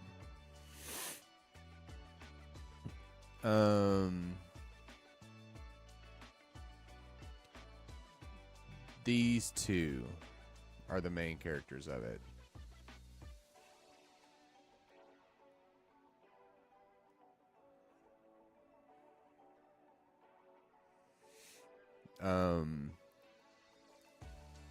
And so I'm thinking about using that stream. You like it? What are you talking about? Oh, where I drew the cover. Oh, okay. I got you. I forgot that I streamed that bit. But yeah, these two are the main characters, like the two main characters of it. I'm still not even 100% what I want their names to be. They have names in the script, but I'm still not 100% that I'm just like down for it. If that makes sense.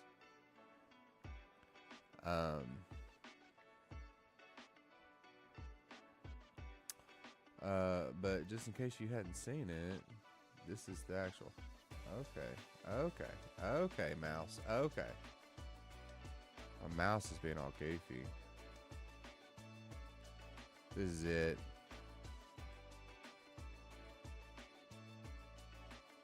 And I have like all kinds of enemies and stuff in there too.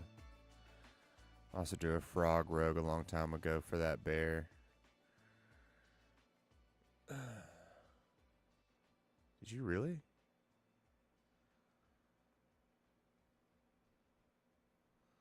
Huh. That's cool.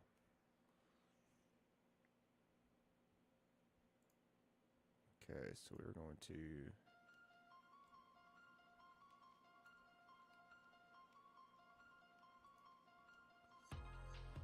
There we go.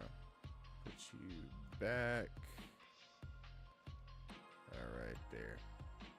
That's pretty cool. But yeah, those are the main characters for it. I've already started to do like some test animation and whatnot, and here in a second, whenever I finish this, that's what I'm going to be going and working on. Just a little bit of animation for the intro, just like a test.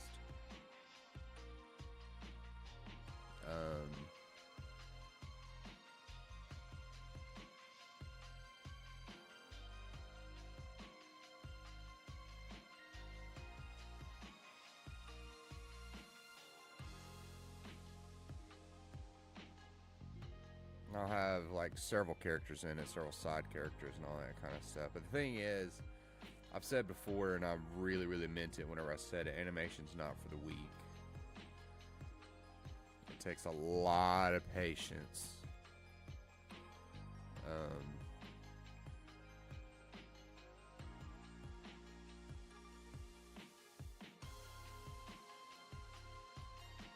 But I find it a lot of fun. It's like grinding in a video game to me. It's like each frame that you get done completes a larger whole.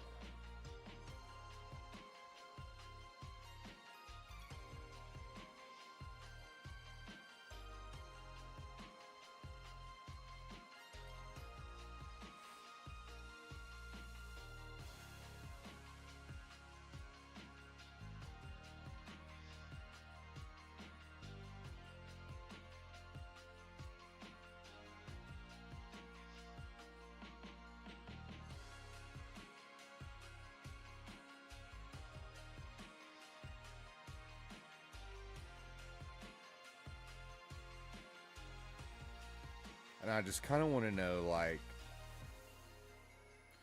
could I do something that maybe only lasts, like it was just a 5 minute something and that was it? And how would it go if I did that? Like, what all does that entail and all that kind of stuff? And I learned better more so by like doing. At least stuff like this, I learned better by just doing it. And of course, I'm gonna video the whole process of it and whatnot, including, you know, y'all or whomstever recording voice lines for it.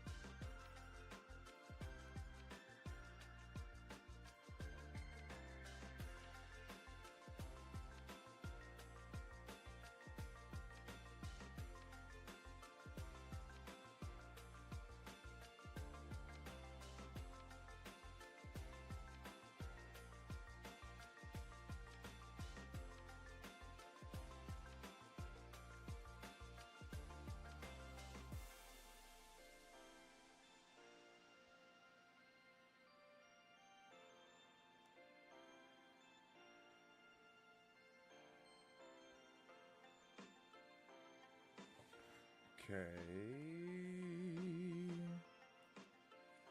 Getting ever closer to being done.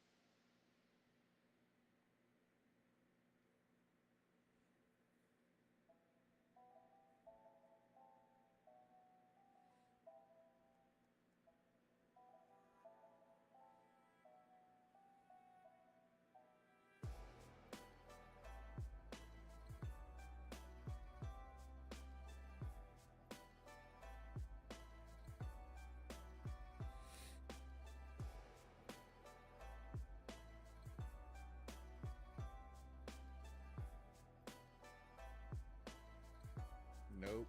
A little smiley face on accident.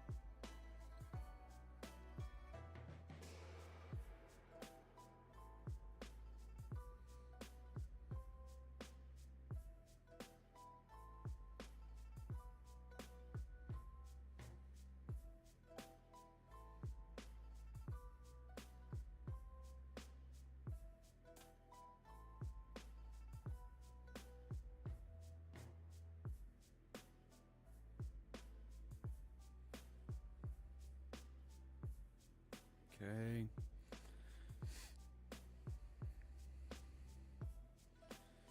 Now it is time for speech bubbles.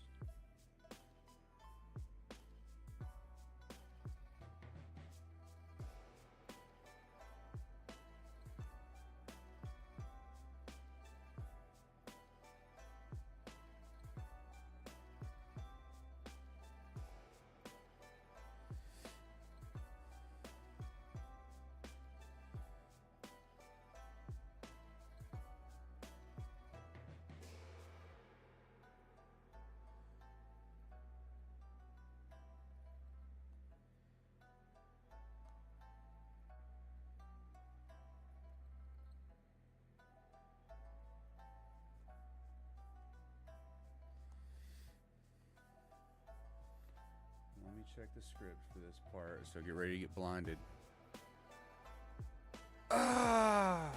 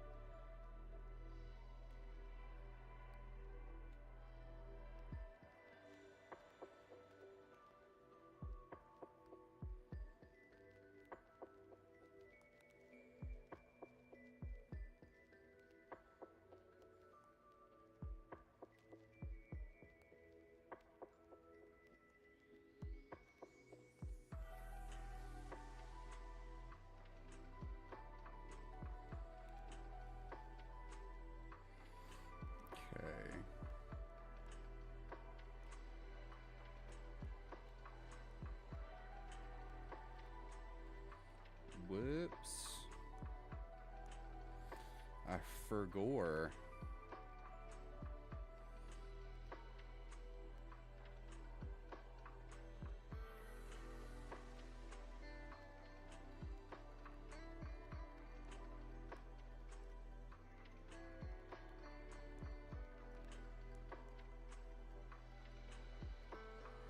There we go. Okay. I'll call this page done.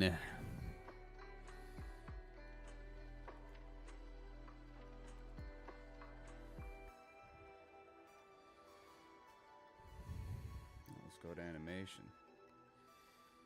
I'll show you. I did a ball bouncing.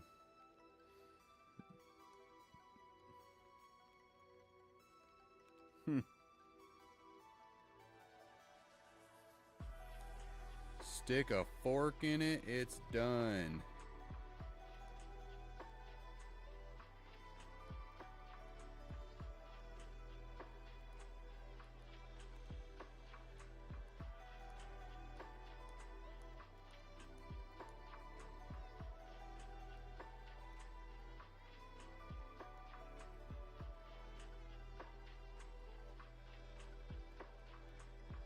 I did the quintessential ball animation.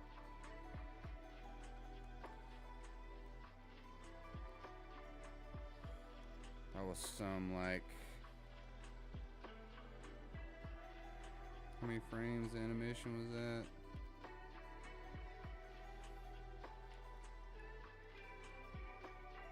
$74 frames. Here, let me do this. Let me unlock this so I can move it up so you can see on my flip book. Not you. You. No. You. Dang it. No. Get out of here. Yes. Get out of here.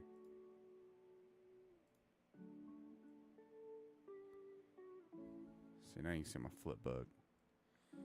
Let me drop the size of this down a hair. A smidgen. Even.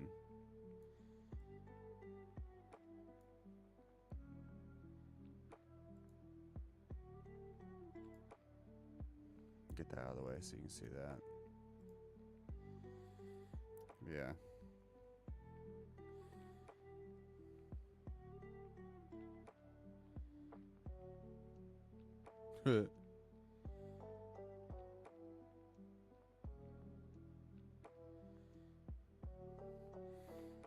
For that 3 seconds, it was like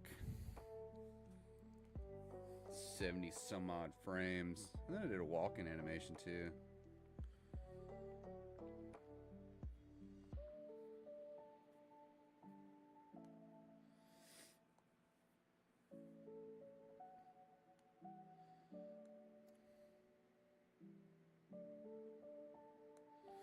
What I'm working on now is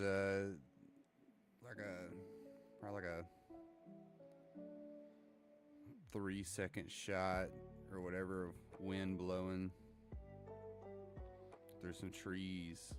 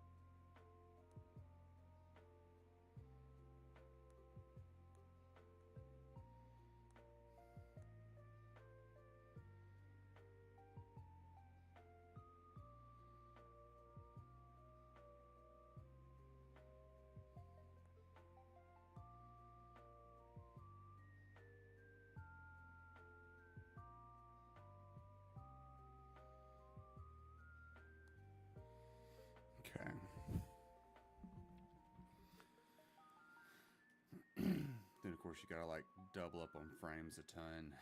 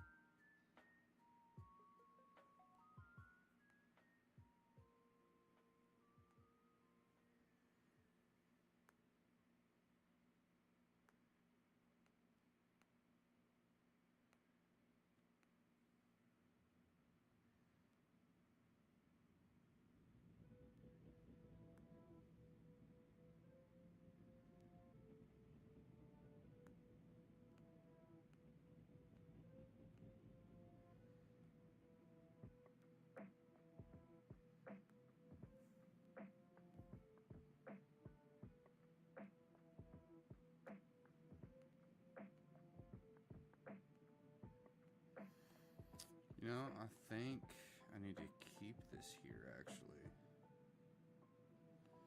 Do this instead.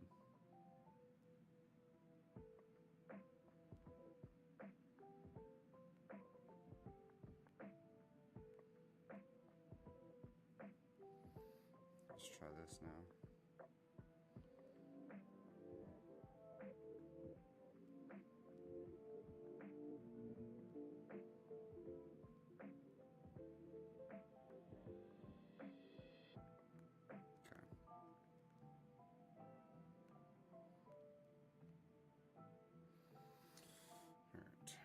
I like that a lot to bet.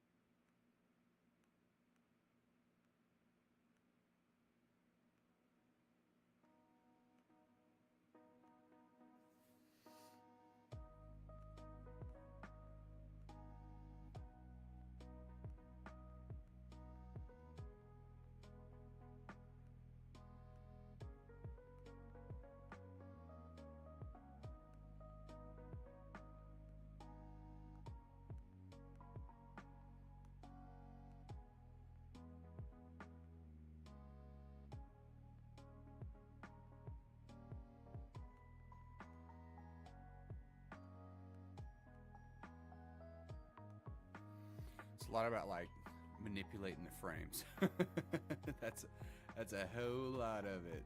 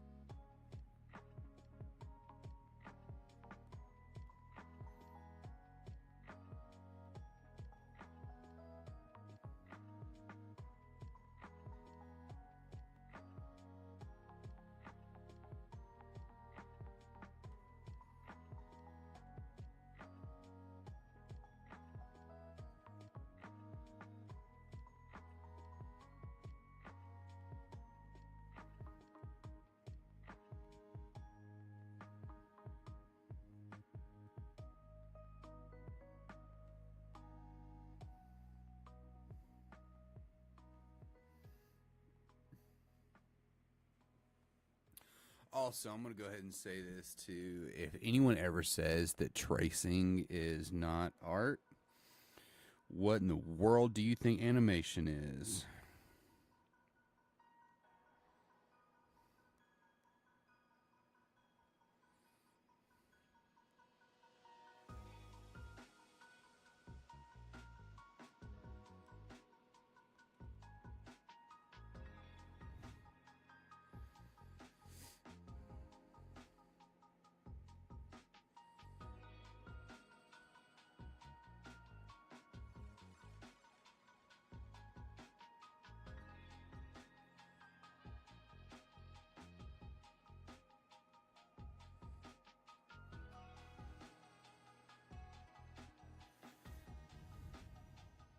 I mean, yeah, it really does.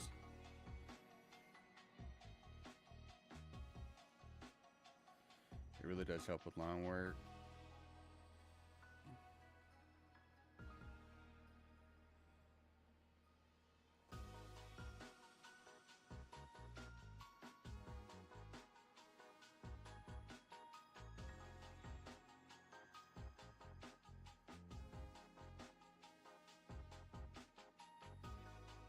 What's the famous Batman artist Neil Adams? Is that who it is? Neil Adams?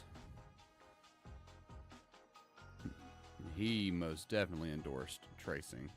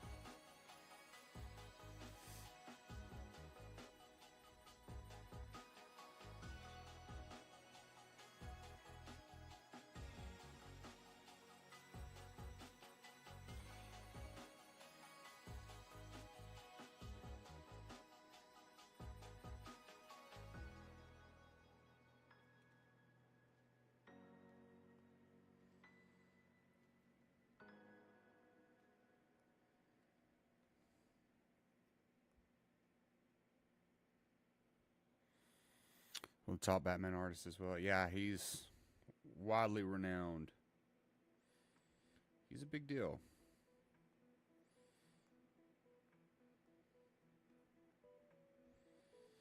That's what I'm trying to say. If you're seriously out here trying to say tracing is bad, what in the world do you think animation is? And I feel like this is just me. Animation is the final boss of art.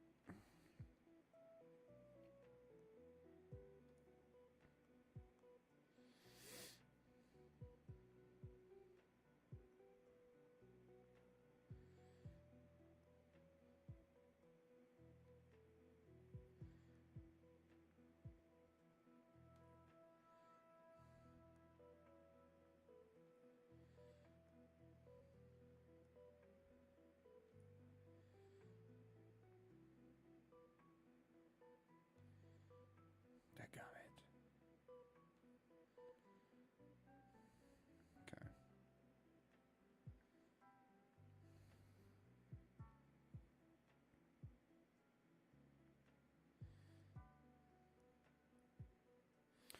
What I like about it though is that it causes you not to sweat the small stuff. And it causes you to think what's actually visually important. At least that's what it does for me.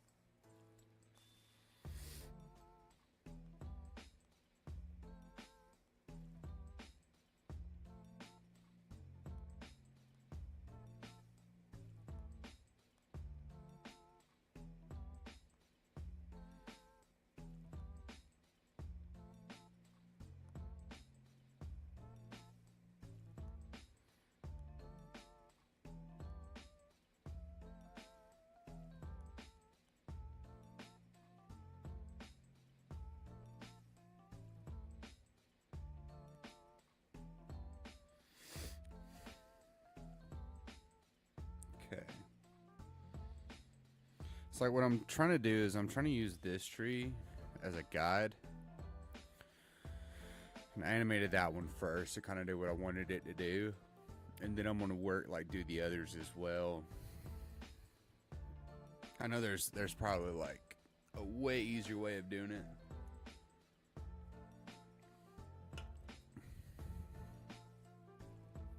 But I don't know how to do it. So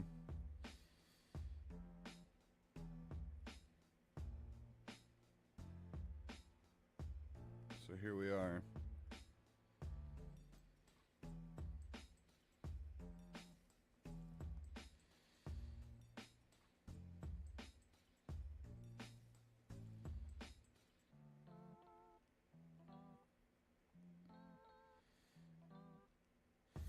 Oh, Dakota, did you see that guy on my Instagram who drew one of my characters from my graphic novel?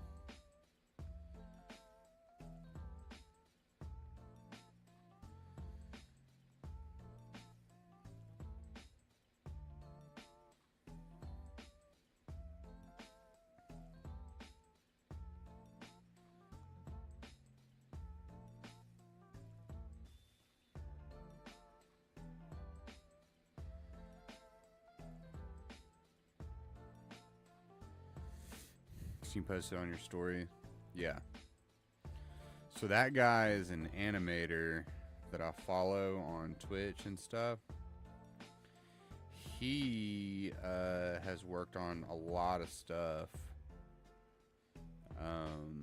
He worked on Teen Titans Go, regular show.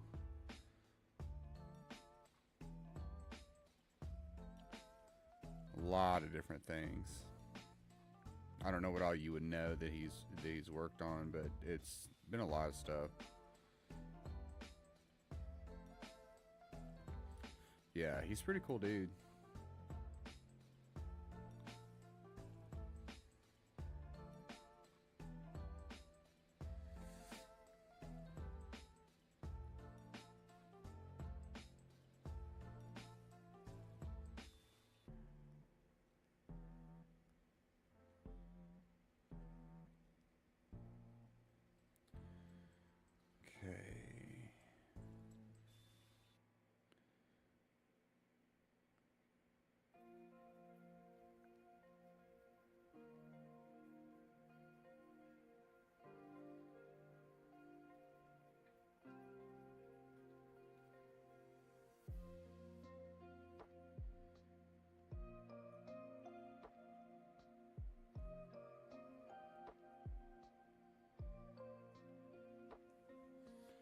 Who's over here blowing up my phone?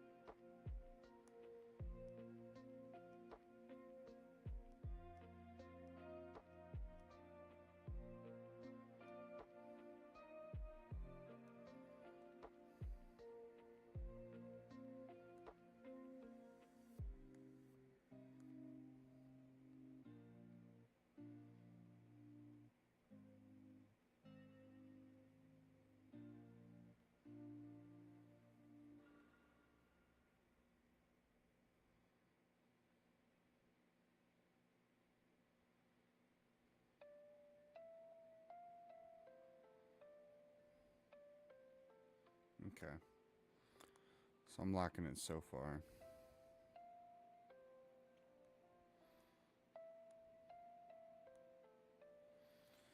Tell you what I'm not liking is this.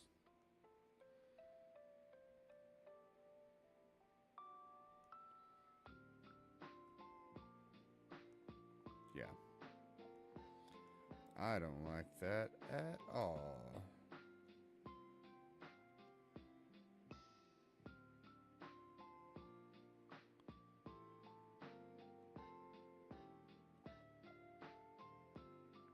Okay.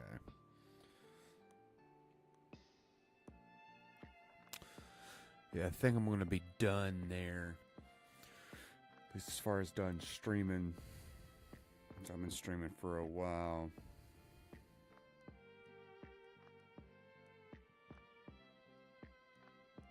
At least a while for me. Some people their day would just be getting started. Anyways, I appreciate you all for hanging out with me, vibing with me while I draw some bull crap. Make sure you follow Extinction on Kickstarter so you can be updated about the project. A while, Brian. A while. Yeah, make sure you follow me on Twitch, YouTube, itch.io, DriveThruRPG to find all my stuff. Definitely check out my YouTube. It's probably where I post probably the most. Follow me on Instagram, all under the same name, Gridlock Studios. I'll see you guys next Tuesday, and it'll be a whole brand new year. I'll see you guys next year. He's ready for those jokes. Not me. I'm joking. I'm gonna make most of them. Anyways, we'll see you guys next time. God bless.